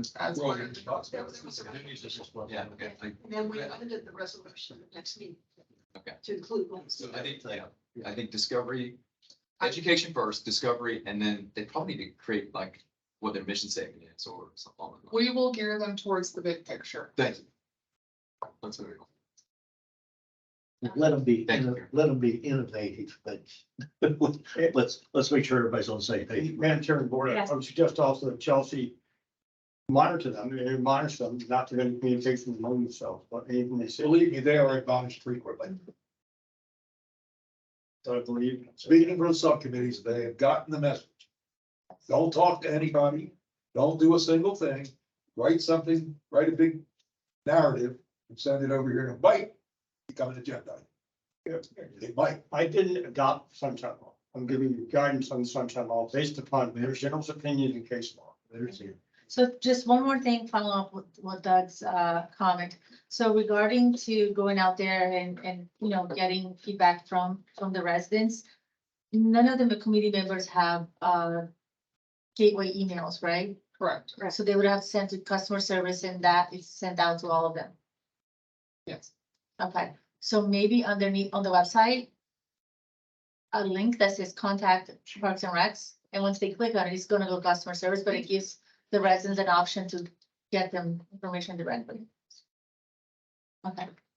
So approval of minutes. Yeah. We have some else, I guess. Yeah, I have a study location, right, correct? right, consent agenda items. A and B. Nothing. Motion to approve consent. Well, agenda. I have one question. I read on here that we're going away from the Ford Transit vehicles because they're not going to be made. Can't give We can't, we contacted Ford and we contacted the entire southeast region of the United States. And they have no idea when the next one is coming across the ocean. So all these prime vehicles that I'm seeing, Tree Line Avenue, the hundreds, prime transit vehicles, they can't replace them either. They can for sake of. I can't speak to that. I can only talk about the Ford Amazon? Transit Connect. Yes. Well, I see. Mercedes. Well, he says they got a lot of transits in there too. But These are Transit Connects. They're smaller vehicle than the cargo van. So the one that we lost out here, they're gonna stop making them. Is that what you- We don't know. We We just don't know when the next one is going to be made. We can order one, but It may be years if we get it. we have no idea when. And we have a status number that needs to be back to the van and get back to me. Okay, so for this particular one, I guess maybe we'll go with this and then we'll continue to research, because I know we need a vehicle now, right? Yes. Um, She's driving Penny's old truck right now. our insurance doesn't cover, Or that is, no, a rental equal to that. Our Will insurance be is for a not, short period of time and that'd be exhausting long before we'd be able to get a replacement. 30, 60 days or something. So I'll just make a motion to approve consent agenda item B, if you want to fully name. you want to pull eight? No, I don't, No? no, Oh, you don't? Okay. I just was asking the question, that surprised me. Okay. That's all, we've been consistently buying those Ford Yeah, products yeah. and very happy with them. So it was a change. in the- So we have a motion from Doug to approve A and B consent Correct. agenda. I second it. Second by Bob, all in favor? Aye. We have a district engineer. yes, Stephen Agapi is on the call. Mine's there too. I know that there's been a lot of, it was mentioned at the President's Council meeting, and then, there has been some concerns raised with regards to, the pond bank restoration project. So we've got the contractor here, and the district engineer on the call. If you have any questions, now would be your time to address both of those entities. I was gonna hear from Steve first. And I think that's and then we'll go with. I've talked to him and wanted to check, have the inspector check and verify that some of the things that I relayed to him have been taken care of. All right, Stephen? All you. Good afternoon, everyone. Stephen Agapi, Tetra Tech District Engineer. First off, can everyone hear me okay? Yes. Yep. Loud and clear. All right, so yeah, last week we got some trouble calls from some concerned residents and board members, and we went out to the site and did some field visits, and there were some issues that were noticed and noted to the contractor. At that time, they weren't done with their install yet. They still had to do some anchor installation and some cleanup. There were some concerns in particular about the actual Armor Max material.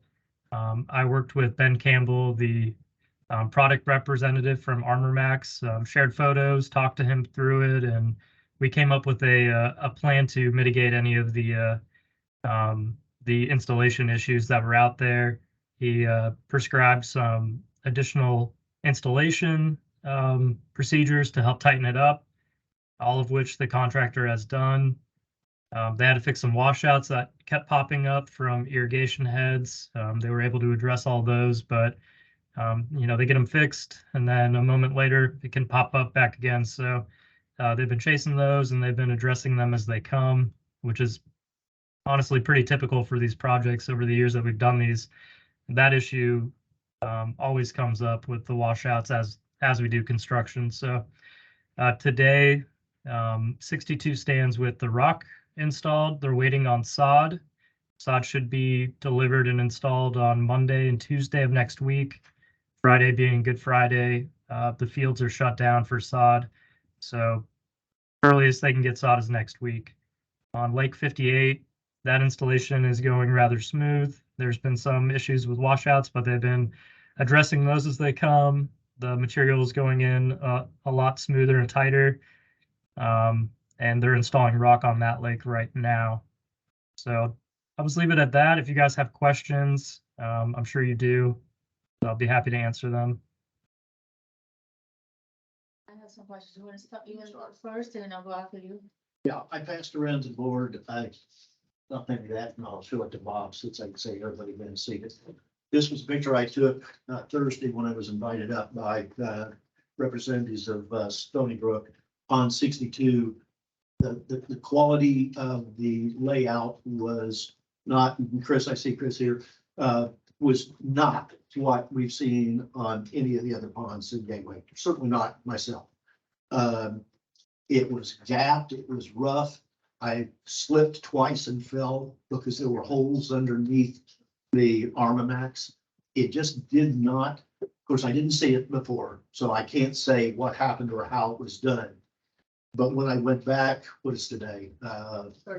Like Thursday, Tuesday afternoon, I went back over there and I noticed that it looked like the fabric had been stretched and had been smoothed out at least from maybe 100 yards in back toward the west. Looked much better than it did the other day when I took this picture.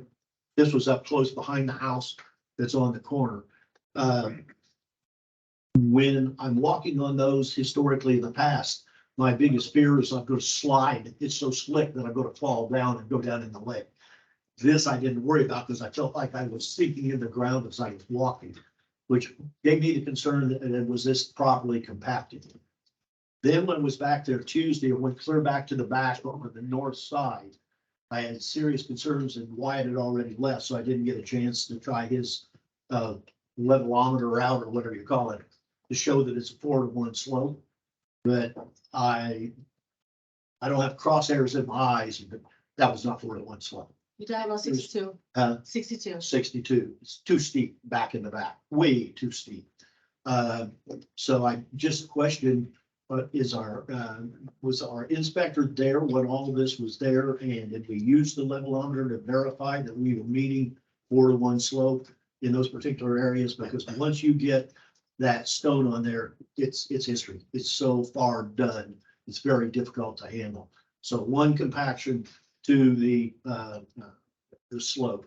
They were placing the stone at the bottom and going around. So I saw that somebody had made the decision that we're going to go ahead and do it. That's why I wanted to hear from Stephen as to what the results were of checking with Wyatt. We got the compaction results that does meet the compaction test and all that, because truly that is the proof. That is the proof. It meets the compaction test. That's our deal. Yeah, Right. I'll take those point by point, Ed, if you don't mind. So compaction, once the material is, I guess I can take both. So once the material is placed, Wyatt does go out and check grades. And, you know, in many instances, Wyatt will have to say, yeah, you're a little high here. You need to regrade it. You know, you're good here. On this lake, we're shooting for 4-to-1, so, or better. So if it's better, we leave it alone. If it's a little steep, he'll call it out and they have to address it. And then they'll come back in and they'll do density tests, and Wyatt's there usually for all of those tests, and we get the density reports back, all of which have passed. You know, our requirement is 95%, and many are higher than that. So that, you know, at the time when it's installed, the densities are passing, and the grade has been checked before the Armor Max goes down. I brought your concern up to Wyatt and had him go back out there, and I talked to him about an hour ago. And he was on site on 62 double checking, and he said there was one high spot where we had to fill in a large washout on the, what is this? This would be the south side of the lake, up above the trench elevation. There's one little high spot. It's at like 26%, so it's like a 3.85-to-1, but that was the only spot, and that's because they had to fill in that pothole there. So it's matching up with the existing grade, but everything else is 4-to-1 or better on 62. Just one, this is an active construction site. We have not come anywhere near close to doing the final walkthrough or providing a punch list to the contractor. So, but if you do, you know, make site visits and you see issues, please let Stephen and myself know so we can work with the contractor. Just like if a resident lives there and an irrigation head's broke, they contact us through customer care. We notify the contractor, they make the necessary repairs. Yeah, we did, and I contacted you. Yep, that was perfect. Yeah, the tests are what the tests are. If they show that it all passed, then that's fine. The second item I saw was, and I believe that's been addressed, that we've issued a change order to extend the northeast corner of 62 and wrap it around. There's just a ungodly washout there that it's just got to be fixed. And I don't understand this whole idea, and I know I'm going to get feedback from it from board members, but we've got our heads up our butts, people. A lake is a lake is a lake. It doesn't make any difference if it's a residential side of a lake, or it's a golf course side of the lake, or it's a road side of the lake. Go to Stony Brook and look at the mistake we made on Pond 60 across the road, where we left that side out. It is deplorable. It's absolutely deplorable. South Florida Water Management District comes in and looks at it. We're gonna be right back there redoing it. Are you talking about the littoral shelf? Because I actually went there and I couldn't figure it out what was wrong with 60. Yeah, the whole side of the lake, it's basically wash. into the deal, into the Where? lake, in the southwest corner, sorry. I think you're talking about Lake 61, Ed. Well, that could be a problem. I Oh, thought that's- 60 was across from 62. So it's Well, 61, okay. they're all, Then yeah, they're all 61. across from each other, but Is it 61 is on, across the street? yeah, Sorry about 61's that. across the street from 61. Pebblebrook. Maybe you were looking at the wrong one, or I was Yeah. looking at the wrong one. Anyway, a- my point was, this pond here, my guess was we short feeded it, simply trying to avoid that, the thought of not getting out of residential area. Well, I think we short sheeted it, even the residential area. I think we were 20, 30 feet short of where it should have gone, but it really should have wrapped around about 100 feet. Look out there in that. So this is the first, Here's another picture of it for all the board to see. is this on the Stony Brook Garden outside of the pond? That's the northwest side, yeah. That's not what, Yeah. because there was behind that very first home, It's a huge one. oh my God, looked like that valley was all kind of undulation. Well, if you look down in the pond, you will see the washout. That's where the material's at. So that's one where instead of hauling stuff in, go down there and right now it's so dry, you could scoop it out and push it back up and recompact that. The other question that I had, if I can. Go ahead. When I walked around all those stars, is I had questions about the depth of what we were doing. You pass that down there. Because we had some depths with Armor Mac, maybe 15 feet. I asked that same And question. right adjacent to it, it's 25 or 30. And I don't know, I thought we held a contour. We held a contour all the way around the lake and then we went, well, that's what I thought. That's what we did in every one we did. that one there was in and out like this. Can we let the contractor answer the contour question really quick, or I mean, the engineer answer the contour question? Yeah, Steve, can you answer that one about why, like what Bob says, in one spot, the Armor Max might be 20, 25 feet wide. Next spot, it might be 18 feet wide. Yeah, so I think what's happening there is they set the elevation of the trench line, and that elevation is what it is, but the lake bank can be at a shallower slope, so it'll look like it's longer and horizontal length. And maybe Chris would be better to speak to that, but I believe that is what's happening. And it looked like, Stephen, that there's a lot of trees in this area, but I mean, again, does that mean the Yeah. area between the trees we're not doing, or? So if there is a tree, typically we try to work with the resident who planted the tree and go around it instead of ripping out all their vegetation, unless it's, clearly, in the way of the actual like filling process. I guess I'll hear from the contract, because it's clearly in there. The trees are not where they're supposed to be, get rid of the trees. But we're trying to save the pond bank, and it's a couple of places there where there's dramatic differences in the depth of the armaments. Well, one of the places, there was a picture of the Armor Max going around a tree and it looked excellent, well done, just almost textbook of how you do it.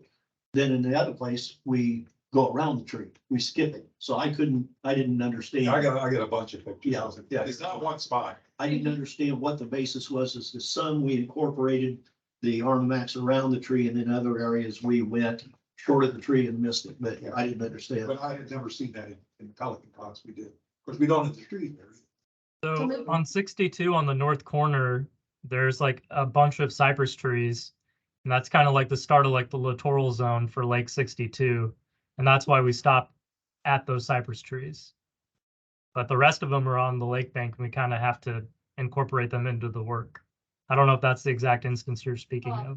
Are you talking about the cluster of cypress tree very near to the banana trees and all the coconut trees and everything else, like probably the third or fourth home? I just, That, okay. it was a couple of spots. So that's the one. So that's the second home. That's the fourth home. 1, 2, 3, 4, right, Margaret? The fourth Between, home. yeah, it's like 4 and 5, I think. Okay, so between the four, that's the same area that I had concern. Because you had like some Mexican petunias and stuff like that, so it wasn't really clear, so they could go around with the fabric. And I don't know if the goal is to go with the fabric now, because now they're big pieces of roots and stuff like that, so I think you're just gonna make more difficult. Well, it looked like a lot of sand, and I think it's gonna wash out with the first good rain. Well, it depends when you went. I went, there this week. okay, I went there on I was there every day from 318, and originally there was not a lot of sand. Originally, it was like in a moon shaped cover. The sand was an additional issue that happened later on, so it wasn't, I think Like that's the heavy 2-yard buckets going back and forth and back and forth Yeah. and back and forth. I think that's what's called. So is there a question that the trees should be removed or? Well, most of these are wetland trees or pond trees. Yeah. So I don't think it's a deal of removing them. I think you just work around them. Okay, Now, if they're not a pond tree like a cypress, that's a different story. so I guess that was I will start with questions, right? Yes. And it could, because. So I'll start with what Ed and Bob have mentioned. So previously, if there was an encroachment done on Lake Embankment that affected the work for the vendor, and the vendor, we notify the resident and we remove it. We did that with fences, we did that with everything else. Cypress, the mahoganies, all the other trees that are lake embankment trees are required by 62, I think we should just work around it. It is what it is. However, when we're talking about fruit trees, when we talk about trees that were planted and encroaching on our embankment, that is causing the work to be more difficult, I think those need to be taken out. I don't know why it was different at this time, because I'll tell you, I feel for Chris and the staff to having to go around. Would it be much easier to just have that removed, notified, and done it? Because Stephen, do you know if that was a directive of Tetra Tech or is that means and methods of the contractor? So there are instances where we had trees called out to be removed where they're just too far down the lake bank where it just would be impractical to go around them. But in our plans, we try to work with the landscape and leave the trees that we can. I don't know if that answers your question or not, but Did you remove trees? I looked at your Well, plans. question. Were trees removed? on 62, I think one tree was removed, right, Chris? Yes. Yes, it says yes. I know on 125, that's about ready to come up, you do have places where there are clusters of trees where the plans do identify this tree stays, this tree goes, that type of thing. And I totally agree with what Steve said, where it gets down to essentially the control elevation and below. That just can't, especially a big oak or palm trees. Those things can't be done there in that area. It's too difficult. but to me, it was, I'm not sure why didn't the material come up to the tree? Some places it nestled the tree very That's another snugly, question. very, very nice. And what my question focused on, why on one side, we went up close to the trees and provided protection. But then on another side, we were 5 feet away and it looked like it was filled in with sand that I don't think's gonna hold us, particularly not with a fabric putting it in. But that's the crux to my question. We didn't do them consistently all the way over. I won't answer for him, but is that the cypress? 'Cause- Yeah, so the cypress, I mean, it's Steven, you're correct. I don't know the kind of tree. Well, so the cypress are tricky because if you do go around, they do grow leaves, which it's so it's gonna lift the fabric in a year when it gets to wet season. So I don't know if going around and making it snug only around the tree that you see, because there's 20 to 30, What kind of tree is that? that's a cypress. Cypress, bald cypress. So it's, I think the method was done both ways on other ponds. If the knees are like 3 feet tall, they would have cut it, right? And if there's something that's small that they wouldn't see it, it would be covered. So, but I do think there's probably fabric needing in the back of that particular section only. The On that. cluster of trees he's talking about has almost 100% coverage of cypress knees. They're not Knees. like intermediate knees where you could fill it in with fabric and then go around. Yeah. So that's why we decided to go below them, which is what we've done in all the years past. It's a significant amount of knees on that. I just And I'm telling you, I know that because there was a sprinkler head in and we had to dig it up. I just saw a dramatic difference in the way the trees were treated on one side of the property versus the other. On the one side, the further side, Right, I just told you the reason why. It's 100% cypress knees. Okay. There's actually no ground. I mean, Chris, question I Do you asked. have so we ground, so they Yeah. can get the Come, recording. we want you to be. Yeah. Yeah, question I had is because I've been watching these ponds and I don't recall before having any issues whatsoever with construction, nothing whatsoever. So when I went out there and was invited out, I was a little shocked to see. Was this your regular crew working?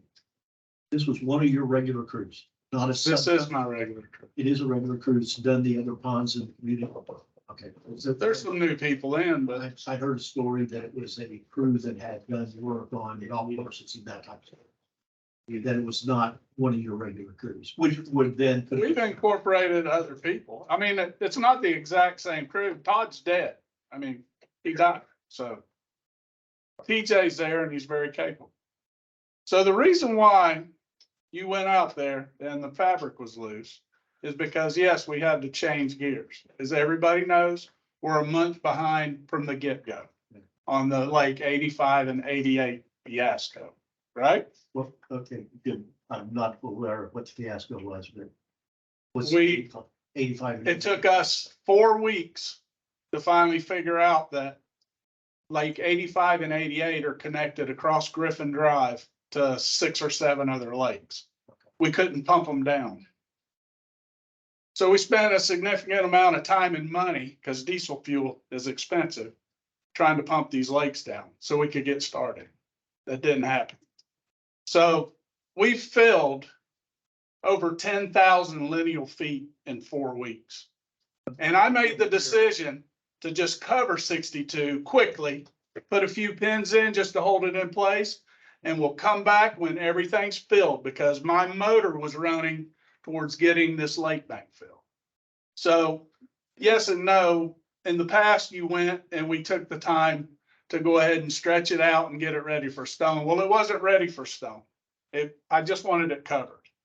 So that's the reason it was loose. It didn't look right. What also concerned me mostly was when I was told that the stone is forthcoming. And I certainly didn't want to see stone. Well, I don't know who told you that, but nobody asked me. That explains, I'm glad to hear that. I didn't know you had problems with the other ponds. First I've heard of it. Yeah, I've first I heard of that about the other pond. Because we could have looked at the plane and said, no, where those sewers are, what are the interconnects and what there are. I don't I know. mean, we have known that for years. I mean, me and Flavia were out there. I was jogging and he's literally stopped me. He's like, I'm trying to figure this out, but I don't think they were in the plans. I think he was not given, I. There's think like it was- 4 or 5 different sets of plans, and Yeah. the set of plans I had, they weren't on there. Cause I.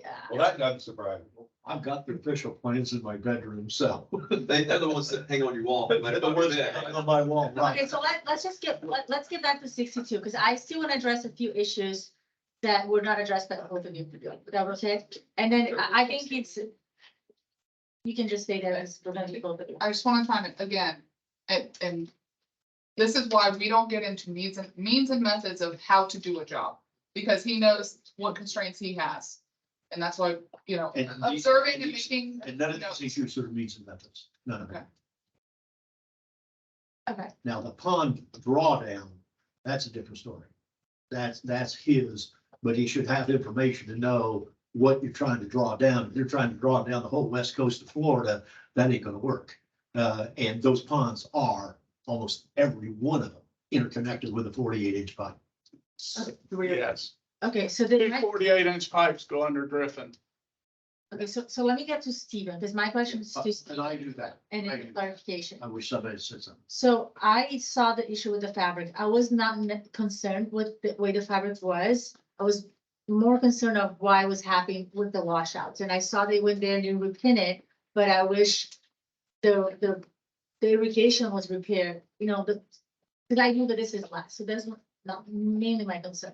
My concern, it came from the French drains, and I did have a conversation with Wyatt for the first time yesterday. I met him. I went there and he was, I guess, meeting with him and I stopped.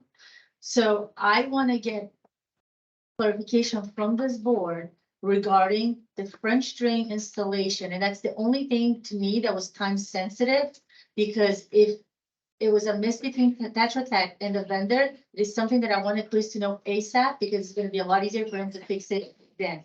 And to this date, I still don't have clarification. So when I spoke with Wyatt, he was unaware that direction was giving that a French drain was gonna be a proactive approach to be installed in between properties. It's the bubble up. The bubble up. Yeah, That's what I was elusive, what you said. Top of the crap. at the crossing. No, it goes in the trench. It goes at the, between the lots in the, Yeah, but how far depth wise? Trench, in the trench. So that's, to me, that was the only thing that was time sensitive that you need to know, because, but by the time I saw it, the trench was already closed. So that was the only time that and then I brought it up to Chelsea and we kind of disagreed on that, because I was showing her the plan and I was trying to give her historical. I'm like, I know for a fact, the board has given direction regardless of when the plans were done, and I know initially it came from Bob, that's what they did at the Pelican, and that's the corrective approach that we're gonna do. And that was the direction that was given to the board to Tetra Tech to either incorporate or going forward, make sure they're there. I didn't see any on 62, so I didn't know Bobby? what's the next. Hold on, I'm not Us- there. I was just gonna get clarification from the board and then you can address it. So that was one. So when I spoke with Chelsea, she says, no, they're only gonna install it where there are areas, there was one already there. That was also not the case on 62. And the reason why I say is because it has to be in the trench. So if it's something that has to be above the trench, then yeah, they can do it later on at the end of the day before they sign off.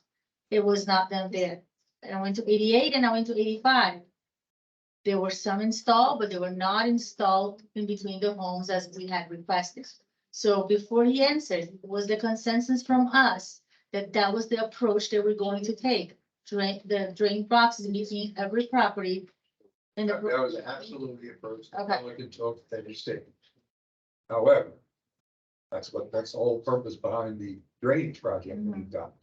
Because we chose to drain every home roof. To had the the ability. ability, had the ability. ability. Well, we're doing, You're doing it. We had one of the ability. and then we're applying it back to what I call the crown. That might not be the right, terminology. But the runoff between the two homes at the crest of going into the,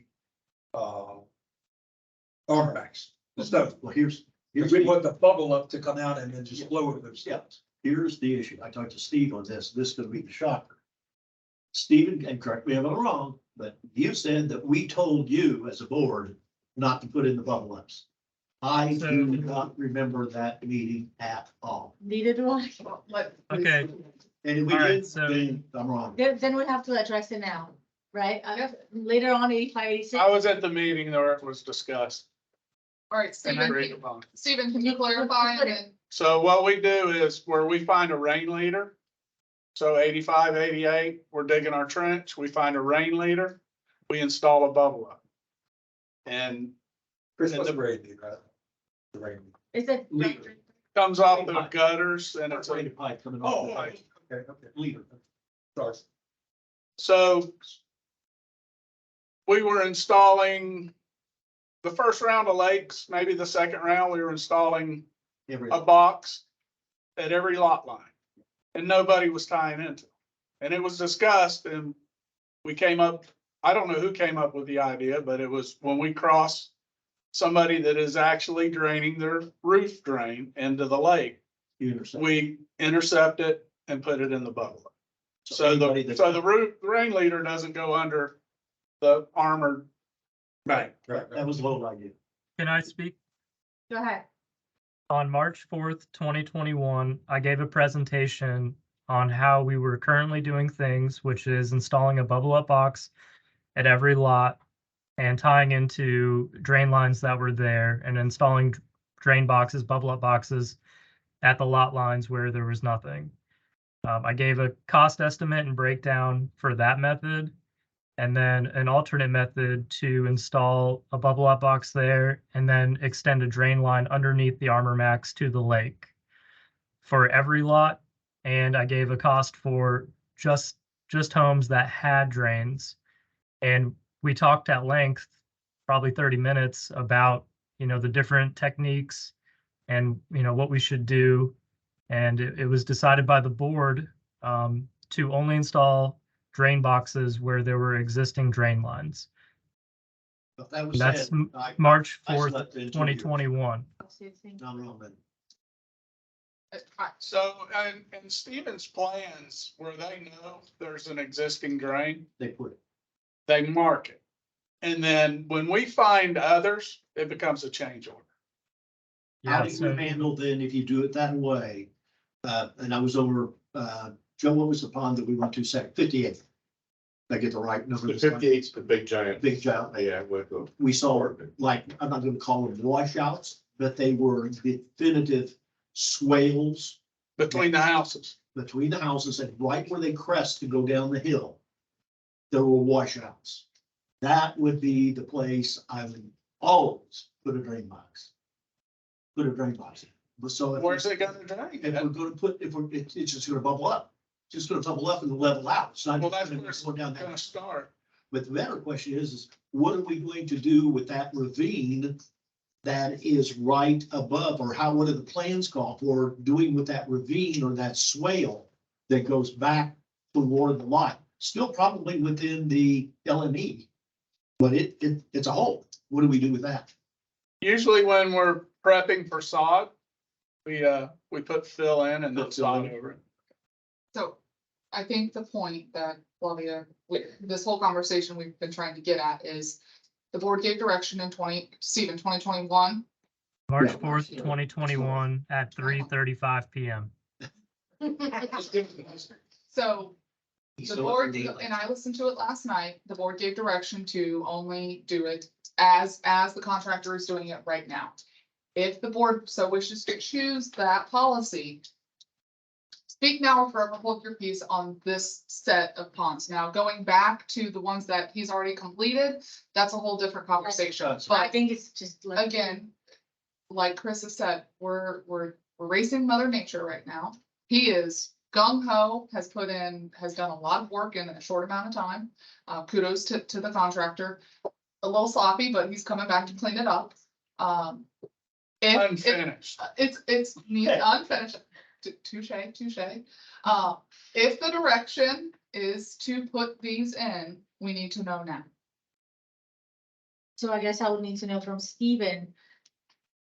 But it will warrant a change order for every single one. We understand that, because what I'm afraid is eventually in 2 or 3 years, you're not gonna see that fabric anymore. And I would hate for them to puncture the fabric and create more damage, because it's gonna be way more expensive than to fix it.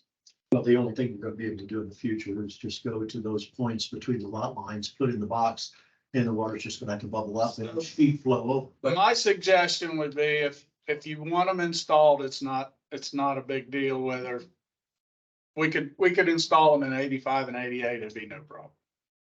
My concern would be, I don't have the crew. I don't want to break a crew to go back and do the boxes. We can do that when it's raining cats and I don't dogs. think, I'm not looking for, I'm looking for what it is now, which 62 is gone, 58. Because if anything, you'd be able to add a 58 now, right? I'm not worried about 85 and 88, because we can do it later on. We've already Is it built a close? lot of trend. Okay. I'm telling you, it's not a problem to install. It's just time consuming. And I'd rather concentrate on stone and fill, and then we can come back when it's raining That's what I was gonna say. and put them in after. But we need the policy direction from the Let board. us have time to take a look. at this. Okay, but I will look at just consider this. If you're not tying in the homes and the roof drainage system, and you're just putting the box in, the water is going to find the pond. And what it's going to do is to undercut the armamax. It won't move the stone, but the stone will eventually drop. If you don't fix the core problem, which is what drove us to do what we're doing in Pelican. the boxes are only there. They only have inlets. Yes, that's a barrier. I mean, It's bubbling. yeah, but That's all it but is. you're trying to bubble up water that's not under pressure. Whereas if it's piped water coming there, it will bubble up. But if it's just gravity feeding water from the homes, it's just gonna go right around it.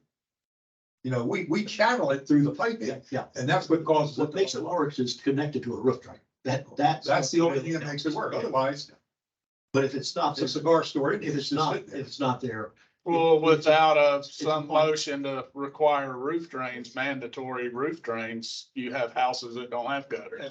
That's what they've done at Pelican. I just don't think we're in a position to do and that. that is a royal issue in Gateway that we don't have the authority to do that. So, We can highly encourage. Yes, and that's what we did in Pelican, be highly encouraged, because all the houses didn't have to have it. And to my knowledge, sitting here tonight, We only had one person that refused to put a, So right now, they need direction from us. Are we going to go I back? don't know what the point of putting it in is if you're not gonna do it right. No, just putting the box there. Well, they don't have to do it right now. No, They can do it 6 It months down allows the the owner road. to connect at any time. That's. I don't see. It's not a big cost item, so It's- I'm. No, it's not big, but the biggest thing is we need to get him over into Gateway Greens and start working, and we need to wrap these up. So we can always come back to this issue. What I'd like to do is take a closer look at walking the ponds, seeing how many would have roof drains, first of all, gutters that would even necessitate having a pipe to put into the box. Correct. If they don't have that, skip it, go to the next lot. Well, correct. And then come back, because you, right now, it don't make any difference what you do. You're going to do it after the fact, and it's gonna be above the fabric, The trench. the trim. Yeah. There's no way around it. But before it was in the trench, because when we did above the trench, it also created an issue. Chris, Yeah. just And to that's the deal. clarify, if you come across a drain that is in, as it's done right now, you're addressing it. He's You're putting gonna- the public. It gets above. So what this would be, and it's my understanding, listening to that meeting back in 2021, was the reason we switched to this method was because of what Mr. Geffert said exactly is if somebody never ties in, A, it's a moot point, B, you have invested money into plastic or the bubbler that's sitting out there that will disappear at some Will point, never function. will never function. So But that, keep in mind, doing it after the pond has been repaired, bringing a pipe off of a roof down a swale is a disaster because they have no place to put the water. It's going to be a point deal and it's gonna cause a washout. So the bubble up is advantageous. The issue is how cost effective is it to guesstimate how many people are going to put the pipe in? The best place to put a bubble up is at the curb. You use the head pressure from the home to force the water to the curb. It goes to the street and then it goes out into the lake in a concrete pipe. Yeah, unfortunately, and I agree with you, but it didn't work because that was the design intent. But then you went in the backyard, you had swales everywhere, because the water did go that way. That. But yeah, I agree with That, the other one is people, it's makeups and aesthetics. They don't. The other thing you're gonna run into, I don't know about Pelican, but here, you're gonna be working in people's yards. Oh, absolutely, yeah. Well, because in Gateway Greens, for example, every lot has 7.5 feet of easement dedicated to the utility on both sides of that. But we went well beyond the seven, So we were up to people to the eyes. if we Okay, want to so- do it, we could do it. My issues right now, our best thing is let's get the lake done. Get on down the road and then look in the meantime as to the severity of the problem. Then make a decision whether we want to issue a change order to add box or boxes around the lakes. Yeah, and it's not a problem to put them in after the fact, Flavia. I mean, we find the trench and then, well, it's easier when it's open. You put the links in, you concrete around it, and you back. You but- still have to bring your big trucks and everything else, so that's. No, we work out of the side by sides. So the other question that I have, so then either Steven can tell us what he thinks is best and we'll go from there. I still have a question. Now it's gonna be 58. I brought it up to Wyatt, which one was the fabric? I guess it needs to be stretched over the trench because it kind of just goes down the wall. But he says he's gonna take care of that. But there was one particular tree, and here's an example where I think the vendor should have a say and do this. This is I guess it's a 5 tree. I do not understand why this tree was not removed. And so they could do the work. There is a huge washout, sorry. There is a huge washout and I understand trying to work with the residents, I'm all for it. But if it's going to affect the timing, which is precious to them because they want to get it done. And I can tell you, it took a lot more time and it failed twice. And we had no rain. This is irrigation that just washed out. I think this is something that I just don't Well, want that's to. the worst species to have there too, because It's under that, Yeah. I mean, it really should have been Like removed. it's still I crazy. think this is a great opportunity that we're getting ready to bring you 60% design for next fiscal year's ponds. But I think this is a great opportunity to weigh in on policy, remove these trees, or maybe it's a blanket and remove all trees unless they're native. from pond banks. And we set a policy moving Yeah. forward. Well, I think. So in our easement, we have We rights to have remove them anyway. we have a So policy of. that should be what we should be doing anyway. We should, anything that falls within our easement, we're gonna rip it out regardless. Now, we might make the homeowner aware, but My point on all this is if we have a public works person here that has environmental stormwater knowledge, they would be out reviewing these plans before the construction start, and these wouldn't be issues. And that's where we have a problem. We have not had a person in that position since we really started doing the ponds. Usually the Yep. process is we come, we do a pre-bid meeting and then we get a set of plans and then Well, I'm I talking about. walk even all the before- lakes. But so before the we ficus do tree, plans. the ficus tree, I brought it up. I'm like, so what about the ficus tree? Cause if I gotta remove it, I gotta add that into the price of the lake. And And we were told, you know, so we who need to told- try and work around. That's my question. Who told you that to work around this? I mean, Staff or engineer firm? I think it was in a meeting or we send in our questions. Well, the big point is, No. to me, if these are design issues, not construction issues. These should be done well before we bid a project, to know which ones go in, which ones go out, and the reasons for both. But I can tell you, I mean, you go out there and that homeowner's like, I planted Aunt Martha's ashes under that. I mean, it's not as simple, I'm telling you, it's not as simple as just, okay, that tree's gotta go. it is that. So I would laugh, but I have heard that story before. I've heard it several times. I heard somebody. Or their dog, they buried their dog Yes, and go then ahead. planted the tree. And I don't disagree. That is another reason why Yeah. this board will have 3 opportunities at the design of the next set of ponds, 60, 90, and 100%, to review it and provide input. We are actively recruiting a public works director. Yes, I agree that again, these plans are 2 years old. Yeah. So that I'm not making That excuses. tree's but- been there for at least 15 years.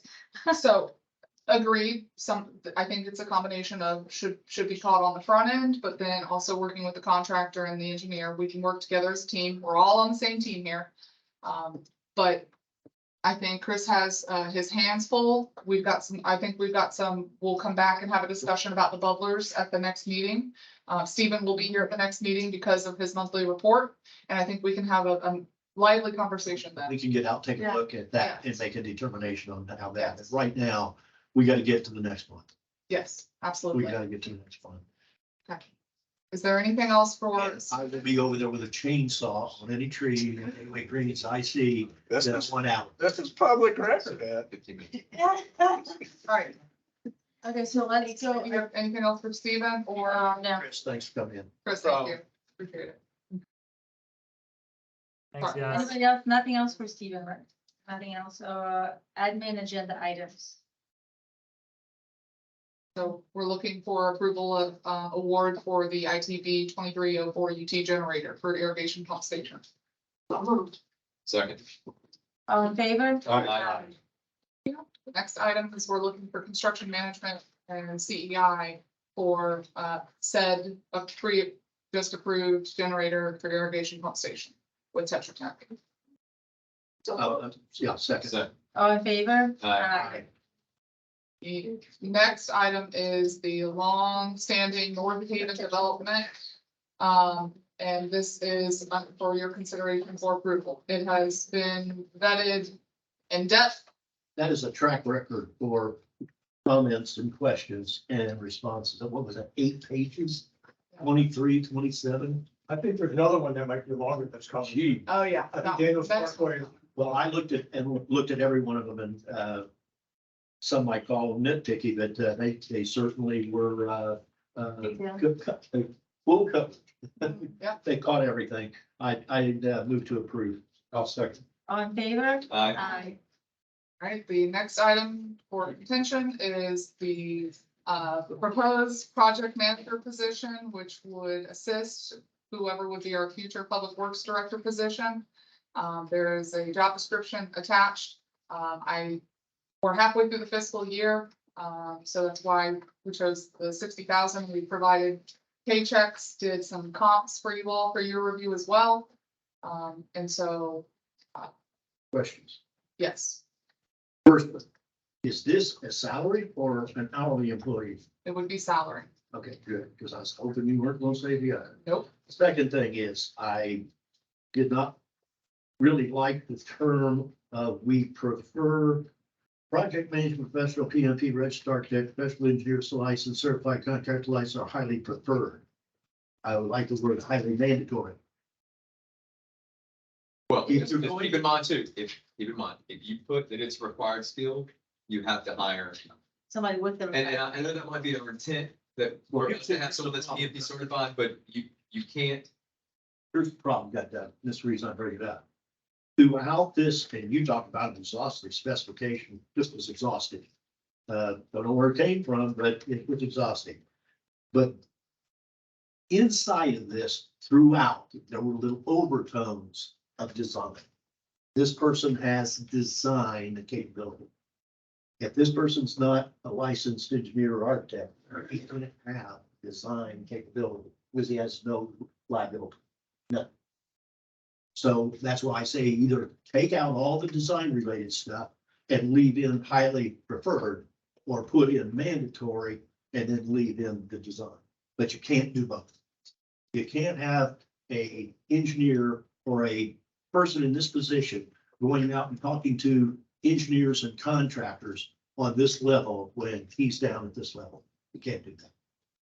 Now, that's going to have a major impact because I got real concerned about that salary range. That stuff that you attached, I don't know where it came from, but showed the median levels. Not even close. We're not even close. So I think it's just the world we're in. These people, if you want to get one that's good, that meets these qualifications, of which if we got this guy, a lot of these problems that we've had, where we have not had a staff construction related person in the field, I think could have been avoided. Could have been avoided. I agree. But So I- my preference would be is if we're going to do it, do it right and get this, because we got one heck of a lot of construction related work coming up.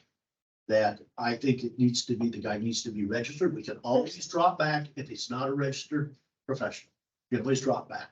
But once we make a decision and he's not, and then we've taken somebody less, we get into issues with meetings and directions given to other engineers and contractors. We went way over the limit of giving them instructions. So my deal is, I think it's great. It's those two deals.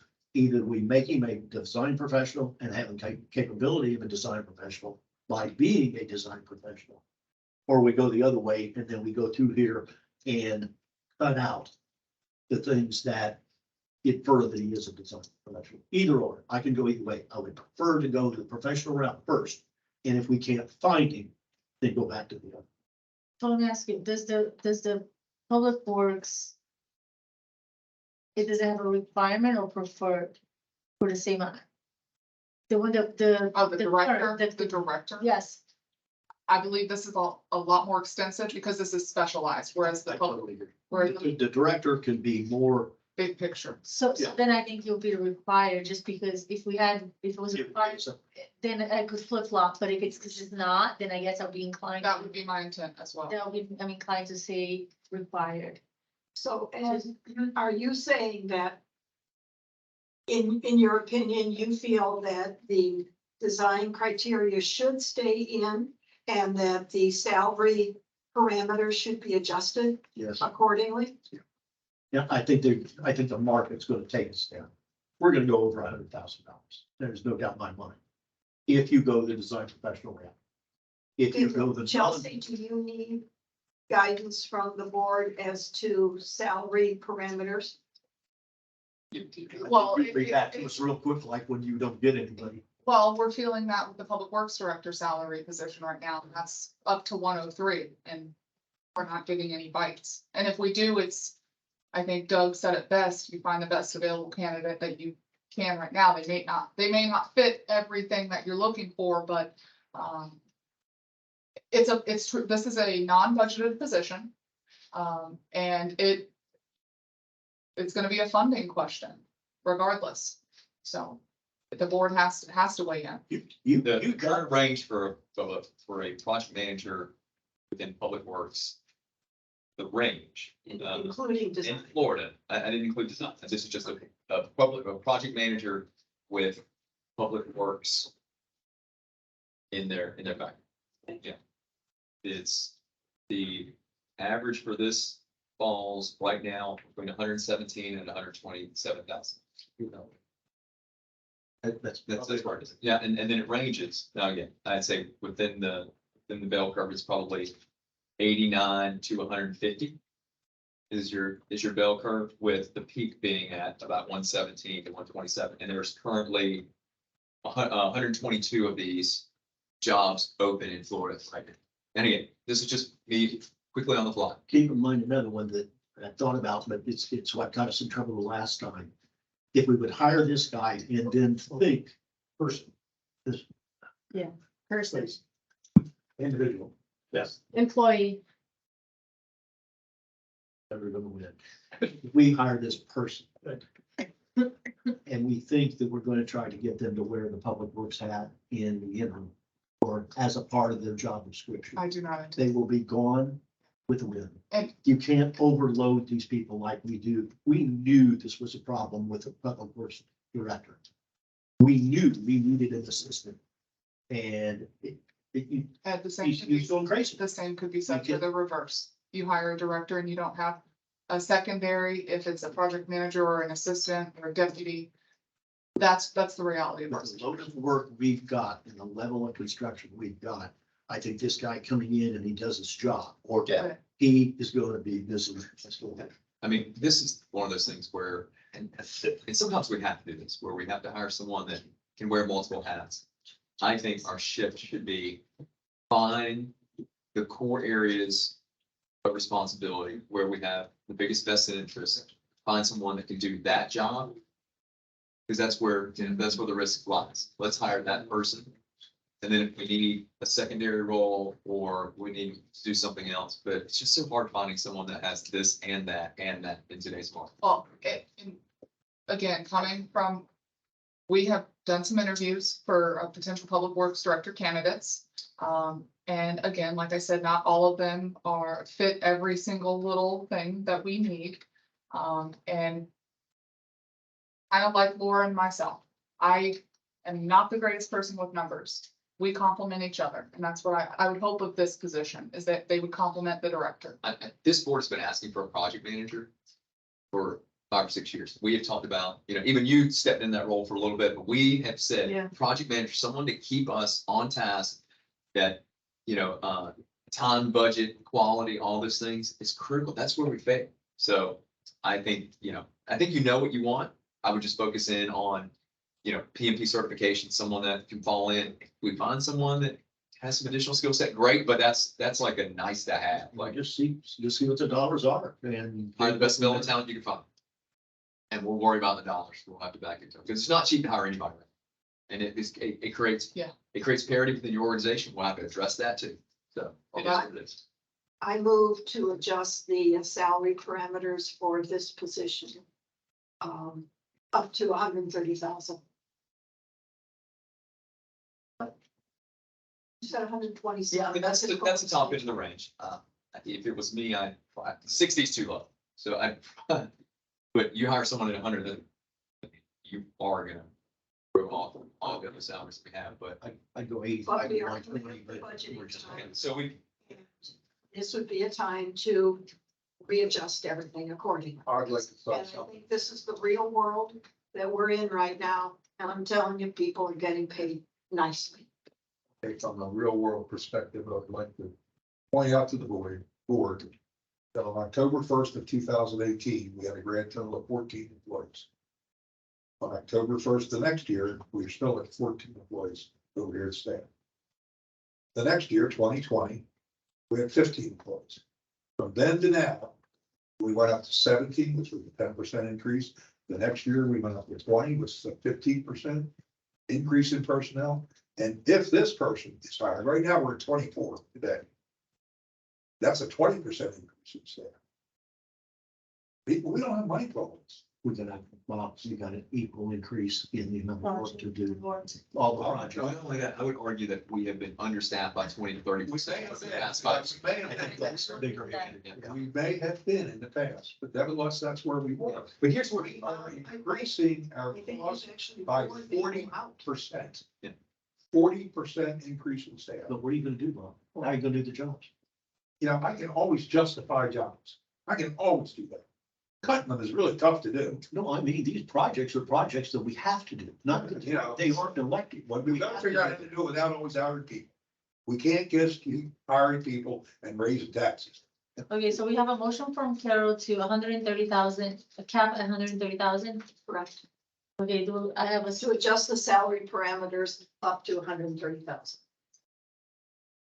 Let's make the assumption we've already approved the position. I haven't done that, but okay. do we have a second? Yeah, I think that, look, you make a point there. I think we do need to make a, motion to approve the position. And the range. Make it, the range Carol said. So if you do that, I would Would you second your revise motion. the vote? Yes, Okay, so I move to approve the Public Works Project Manager with an adjustment to the salary parameters up to 130,000. Second that motion. okay, we have a motion and a second, and all in favor? Aye. Aye. Opposed? Okay. All right, 40% increase in staff in 3 years. Right. I don't understand, I'm sorry. It was- we needed more. We need. We didn't get a 300% increase in residents. But the project is, listen, we are all on board, so we are Okay. dealing with actions from previous boards that we have to pick it up. So, Moving on. so the next, Wait till the next budget. How would you just fuck with 27.5% increase? Let me just add one quick thing, because I think, Bob, what you're saying is, I mean, on the surface, you're right. I mean, as far as, increase, but we also look at the amount of turnover we've had. And if you look at capacity, I think, and I think we've also said this for quite a number of years, that we've been operating over capacity, which is burning employees out. So we're not optimally staffed, which is creating problems. We're gonna be coming to tell the community why we're increasing their budget again. I mean, their taxes again. And I would hope that as we continue to add staff, and we, that part of that would be value engineering, cost saves, cost avoidance. So we should be able to see some offset in these salaries through the areas that they manage, more cost-effective oversight on budget, all these things. But We see all that in our next budget, because I got a feeling it's gonna be going up. so, the basin for stormwater, yep, so, this would be to approve the contract with Earthview for the Basin 4, maintenance, stormwater system maintenance and repairs. I would make the motion that we award the contract to Extreme Golf Course Water Solutions as the most responsible, what's the words I want, Tony? Most Qualified. advantageous and qualified For the district. vendor for the district. Well, for the dollar value difference between Earthview, because I appreciate them a little bit, I really do. Yeah. There's quite a gap between Extreme and MRI and even Shenandoah. I mean, there's significant dollar.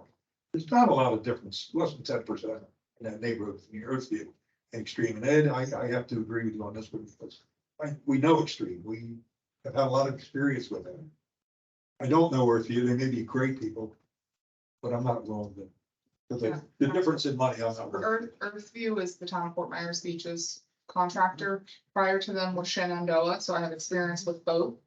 Earthview right now is currently on the beach doing all of their stormwater system. I got feedback from, As Earth Review is or their parent company. it's as Earthview.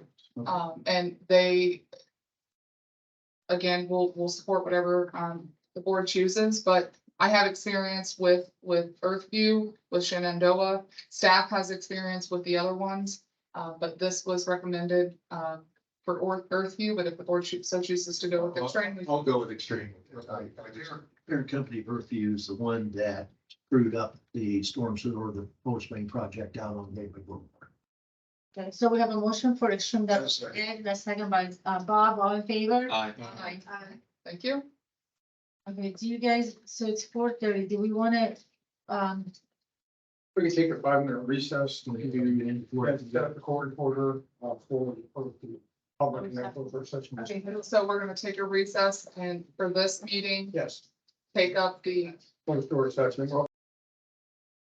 And just a quick question, for your district manager, do you have, is there any critical items?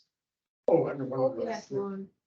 we do, We need to do Tony's resolution. Oh, yes, That's fine. 2023, yes. So can we do that? Because that way, because if we close the door, most of these people are gonna want to leave.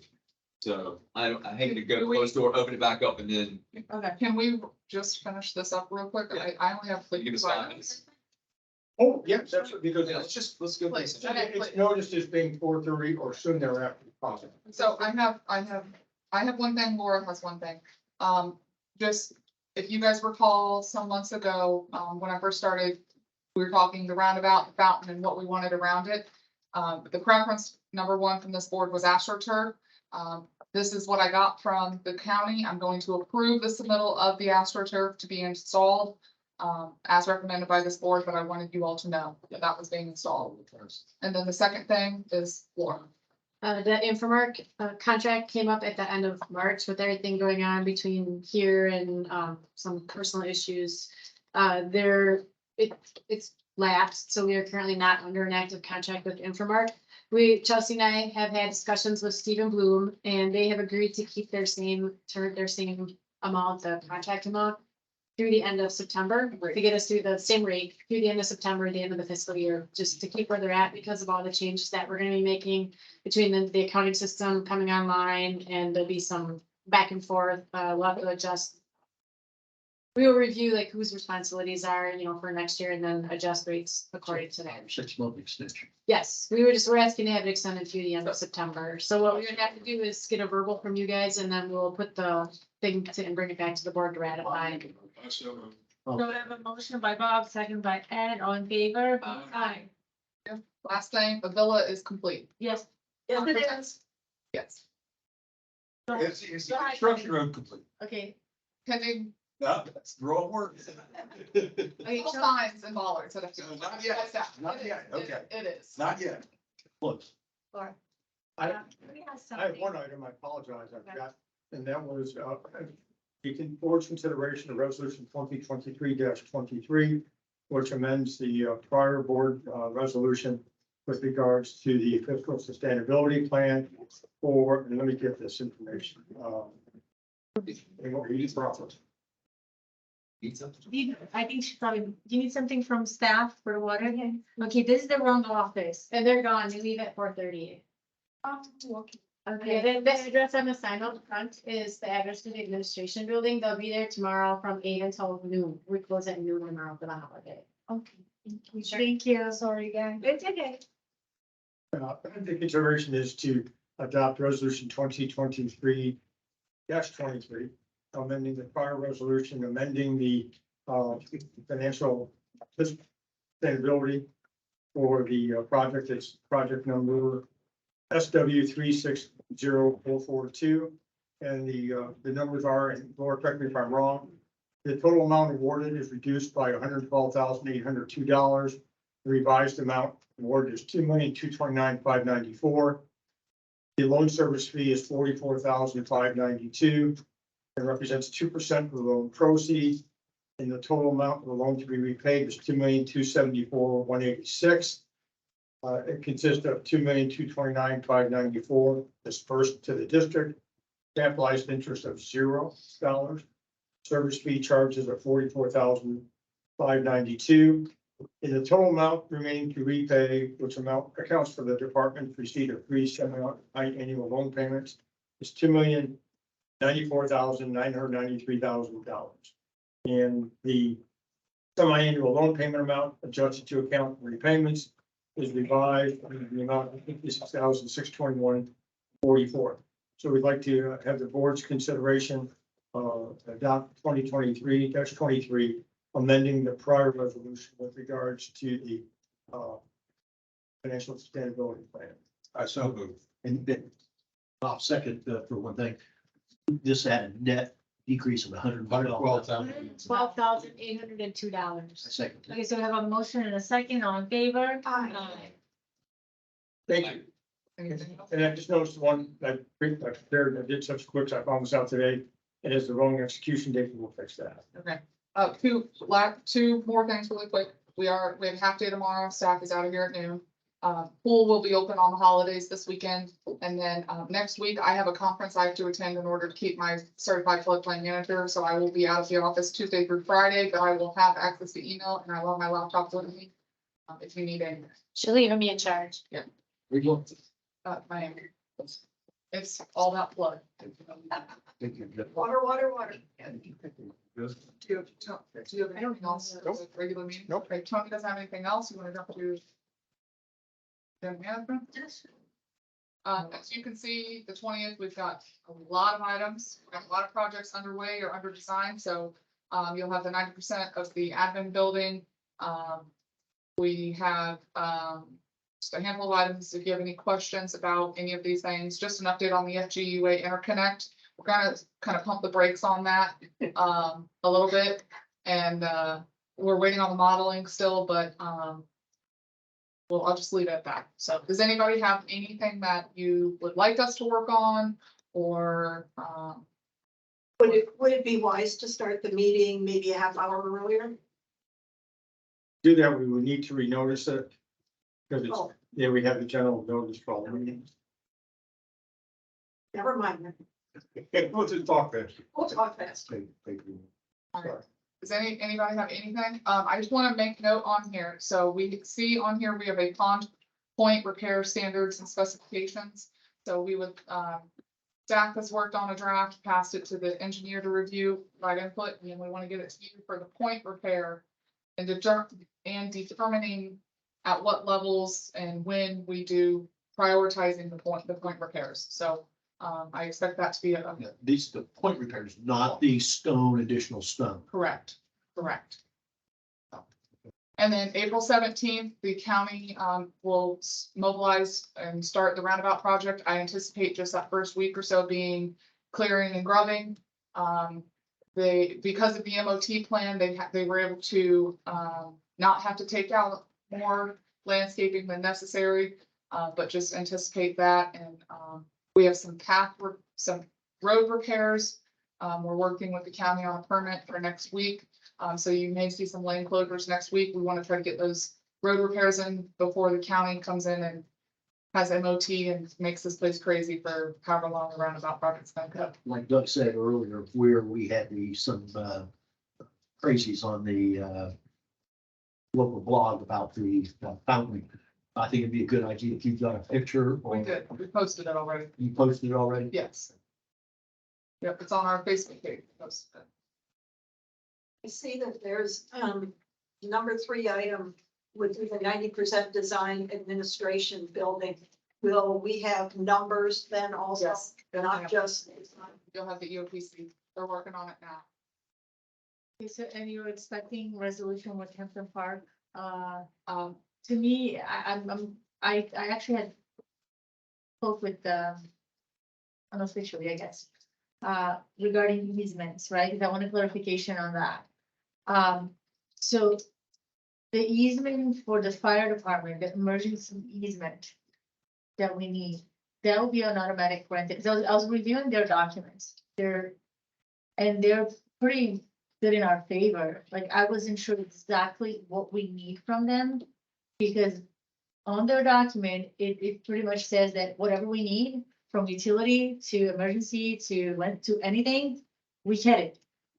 So I just don't want to delay on 420 presentation because Hampton Park does not have a board. It is moving full speed ahead. Okay. They're at 90% so we're waiting on the 90% and then any final comments you have to submit for permitting. So they'll submit permitting the next day to the county, all of the different agencies. No, we are moving ahead as if we are going to get those easements in our favor, and designing as it is. Any other questions, from Chelsea? There's one more thing. Randy just asked if I'd remind everybody that there's gonna be a Lee County Sheriff's Office presentation on April 19th. That's a Wednesday at 10 here in this boardroom on fraud, scams, and identity theft. So.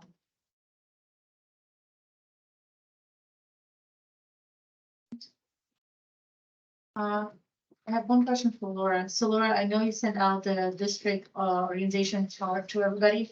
So I wasn't sure if there was a miss. So this is as of 8/30/2022. Oh, I just didn't rename it.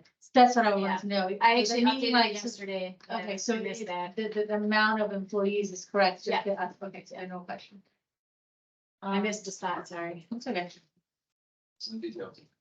They want to crank it out in a hurry. I'm on the 47. All right, anything else that we need to add to the future, the agenda management for Chelsea? Nothing. All right, so supervisor comments, and I'll start with Carol.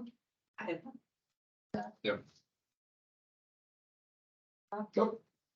just heard that there might be a possibility of considering doing something in the way of soccer at the Commons Park, and I'm totally against that. Yep. With construction and the condition of that field, somebody gonna get hurt. So, That's not a good idea. here was the idea. When I first started last summer, we shut down the soccer complex, and that's when all of our residents, all of our kids, that's when they would go and play soccer. So we found an area at the Commons that we could paint, mow it a little bit shorter, and just put 2 goals up and give the kids, when we shut down the soccer complex in the summer, an opportunity to just go and play in a grassy area with some soccer goals. So it's minimal cost on ours, but I feel like it's a good added benefit to the community for these kids in the summer to give them something to do. I really want somebody that's knows this stuff to check it out, because if there's rocks and bricks and glass and other debris that's been dumped up there as a result of the hurricane, I'd hate to have some kid get cut. That'd be the worst thing that could happen. I would try and know that, because I actually saw in the CRM report, the direction was already given to Mainscape. I think that's the misconnect between the Parks and Recs, the board and staff. I understand that we give you direction, and I understand that you're gonna make some of those call outs, but that's something that I think the location is wrong. If I could pick a location, it'd be at the fun park, because there you have the correct green area. You could much easily go there. You have proper parking, because I'll tell you what's gonna happen. They're gonna pull from Gateway Boulevard, the easy path of least resistance, gonna go that way, because the pool gate's gonna be closed. So I'm totally opposed for the conditions that are out there. I just think we're creating a situation that we have too much on our plate. If we're gonna do it, I will be fine doing it at the fun park. Do I think we need to do it with everything else that's going on? No, I would love to focus on the pool. If they cannot be here, then in the summer, then to the pool. I believe those fields need to rest. I don't think we cater on right now. That's the avenue that I want to go, but I'm totally opposed of doing it over there. I'd go along with that, or contacting the school. Why can't we use the school's facilities? They use ours. Why can't we use theirs?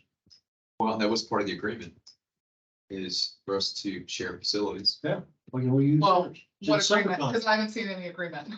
Well, Maybe a I think, handshake. I mean, they use our stuff, let's use theirs. Again, this was just just, check it out. Just see it. Yeah. I think more than likely it's not gonna be in the right condition, but just check it out and then. well, staff have looked at it and said it's a good location. It's not towards the back where the dump site is. It's actually closer to the parking lot, but if the board doesn't want to do that, we can throw a couple poles. That makes it go out and just cut it short, and that'll make it, you'll be able to see. Or go to the fun park, like you said. Yeah. I think. Or like- Open to both of them. Say during the summer, we're closing, so here's the way I would handle it. Due to the conditions of the field, it requires maintenance, rest. But for residents that would like an alternative, we have an area at the fun park, so let's just put 2 smaller goals up. And then we can look at areas at the Commons Park, but I don't. I mean, I was out there. It's base road. Like if a kid falls there, it's dangerous. Okay, all right. Yeah, and if it's dangerous, we don't want to use any barrier. I'm just, yeah. Something happen. So I did have a few items, and I would just go into bullet points, and then I think I will have a follow-up with you. Regarding the open positions that we have, because I know we heard a lot of it, that we're interviewing and stuff like that. I would like to request that the candidates that we have now, at least for me, I would like to see what we have. And who do we interview, who is passed to the next? If you want me to do a records request, I will, but I think I wanted to get that now. If the rest of the board wants it for the public works and the utility work, I just want to see who is coming in. Let's just see a summary. I mean, because again, we don't, we're trying to stay out of the weeds, but I understand what you're saying. Let's just, like a summary, like we've interviewed 4 people. Here's a summary of their background. We passed on them. You don't even have to go into detail on why, but just, I think we're just want a little bit, Something. just something. Okay, so that would be one thing, and second would be, I will have that summary in the monthly report. Perfect. Thank you. okay. I am going to go back on my words on this, and I think I would like the request to customer service. I gave it a try. The non-printed agenda, I gave it a try. So going forward, for me, I would like the agendas printed every time. And I think we need to reassess the customer service request. Because I do see a delay, which I didn't have none before. Small, but I do see it. And there are things that are very time sensitive, at least for me, that I feel like it's a blockage now. So I What's don't. the SLA? Like when you send something through, how long does it take? There were things that are scheduled to receive, and I don't, and then I'm following it through. There's stuff that's 24 hours, but like there's stuff that I needed to prepare that just came to fruition yesterday. Send a request at 9 in the morning. Do you put like, and it's, we actually do this all the time. So SLA is 24 hours. If you need it before 24 hours, do you put urgent or? No, but we were sold on the idea there would be 5 people looking at this and we're gonna get faster. So I didn't think it was a need because there's never a need before. So for me, for the agenda going forward, I want the whole entire thing printed. I don't know if you guys have it. I still get it. You get it, so I will just Word pick of it mouth. up, writing it. And then regarding the customer service, I think we should be able to just go into whoever, if it's Laura, I'll go directly to Laura, if it's Chelsea, and then if it's the wrong person, I'm fine with them saying, forwarding my email, but I gave it a try, and I don't think customer service, I do feel like it has put in a fence in between things, and, that's just how I feel. I don't know how the rest of I know how Bob feels. So I don't know how it is for you guys. Is that a, is the issue potentially that because we send it to the same channels as everyone else, it's just a volume issue? Would a solution be if we were to create a mailbox that's board support and, but you know, just a different, I a would, different folder? I'd rather you just email me. Okay. If it's time sensitive, I'd rather you email me. I've had that, Bob's emailed me asking for specific items and I've delegated that. But if it's a records request, put it through customer care, Laura gets those. I mean, it's a reasonable time for a records request. Now, if you need something, I need the pond 58 design, email me and I will turn it around to you or delegate it to Laura as the records custodian, but, we have a lot on our plate right now. I'm not gonna lie. If there's an expectation for us to reply to you immediately. It is immediate. It's not immediately for me, but It's just the pro forma going to a third. And I can imagine like, if it's going to the customer care, it could just be a volume issue. Like, There's not So- that much value in the customer care inbox. We have a special folder that we keep. That's what I for thought. Records requests. I mean, honestly, for me, it's less likely to get lost if you send it to customer care than if you email me directly, because I Yeah. get so much email that you're like, it's. Email me. and I do, so then my thing is. From a board perspective, if you want to I email, think we should be prioritized. If it's not a high volume as what it is, there's only 5 of us, and Yeah. exactly. So I think, you know, and giving it that, like the ponds, the lake stuff, it's something that I don't want it to go in Well, more in depth with it. please just, again, if it is time sensitive, please make it a note. Can you please get this to me by the end of today? If you have a, Yeah, it's not, it isn't that, it isn't just the time sensitive. It's just the regular pro forma of business. And then the last thing is I would like us to revisit the pool card, issuing the pool card at the pool. I agree.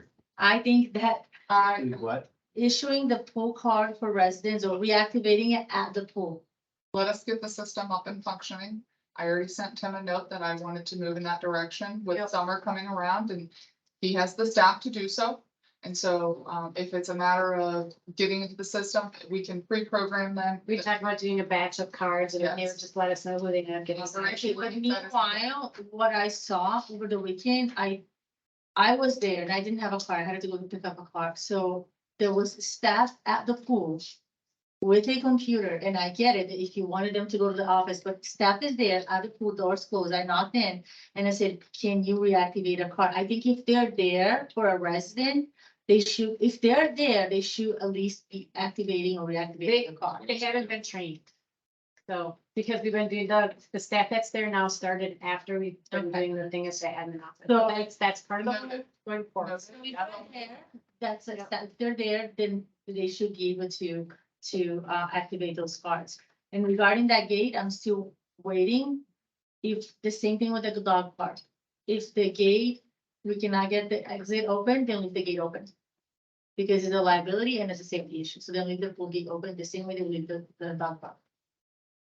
We talked to the fire department and we should have addressed that a while back, and we haven't. I don't know what's required, I don't know what we're waiting on. I will hesitate to leave the gate open because it is a full barrier fence, but we will make sure that we prioritize that stop crash bar. Okay. All right, okay. I don't think it's a good idea. We'll get unattended. Well, but you're locked in, otherwise, Well, I'd rather be locked in, have a kid wander in. well, it both ways are not, they need to be repaired or whatever. Absolutely fair. All right, so adjourn, oh, no, so not adjourn. Recess. We'll go ahead and recess for 5 minutes. Second recess in one meeting, folks.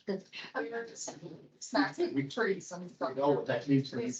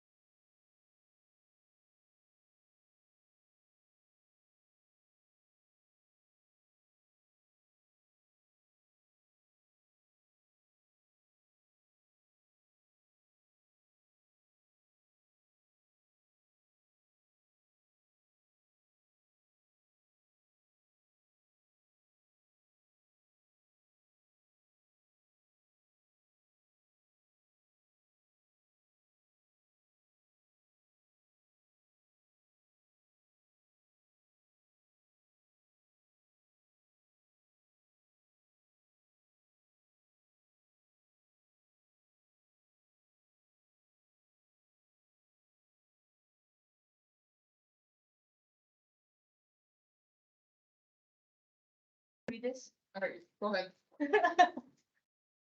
Ready? Yes, ma'am. All right, so it's 5:05, and we'll go ahead and reconvene the public meeting. And then you want me to read number one? Yes, and Madam Chair, this is, the agenda is with regards to, closed door session involving the litigation. The district is involved with Ford Line. The topic is a separate document. I won't read the entire document for this meeting, and we'll open in a public session. Then we'll go into a closed door session. And once the board completes the closed door session, we'll come out into a public session again. And the court reporter will wait until we go to the closed door session before transcribing. In fact, I'm going to borrow hers for just a second. So, Madam Chair, if you could commence the closed door session. Okay, so at this time, we're going to commence an attorney-client session between the Board of Supervisors of Gateway Service Community Development District, the district, and our attorneys. The session will be closed to members of the public under section 286.011.8 of the Sunshine Law. A governmental body may meet in private with its chief executive officer and its attorney to discuss certain matters relating to pending litigation. The subject matter of the attorney-client session shall be confined to the settlement negotiations or strategy sessions related to the litigation expenditures concerning pending litigation to which the district is presently a party before a court. Style Gateway Services Community Development District versus Borderline Inc., DBA Borderline Waterworks, case number 22 CA 000-466, pending in the circuit court in and for the 20th Judicial Circuit, Lee County, Florida. The session will be recorded by a certified court reporter who is directed to record the times of the commencing and termination of the session, the names of all persons speaking, and all the discussions and procedure. Upon the conclusion of this litigation, a transcript of the session will be made part of the public record. The estimated length of the session is approximately 1 hour, but it may be terminated early or extended longer. The following persons will attend the closed session: Supervisor Doug Banks, Bob Gepper, Carol Pacol, Ed Tinkle, Flavia Walsh, Chelsea O'Reilly, District Manager as the District Chief Administrator or Executive Officer. The District Attorney, Anthony P. Curious Jr., Leonard Brackerfield. Breakfield.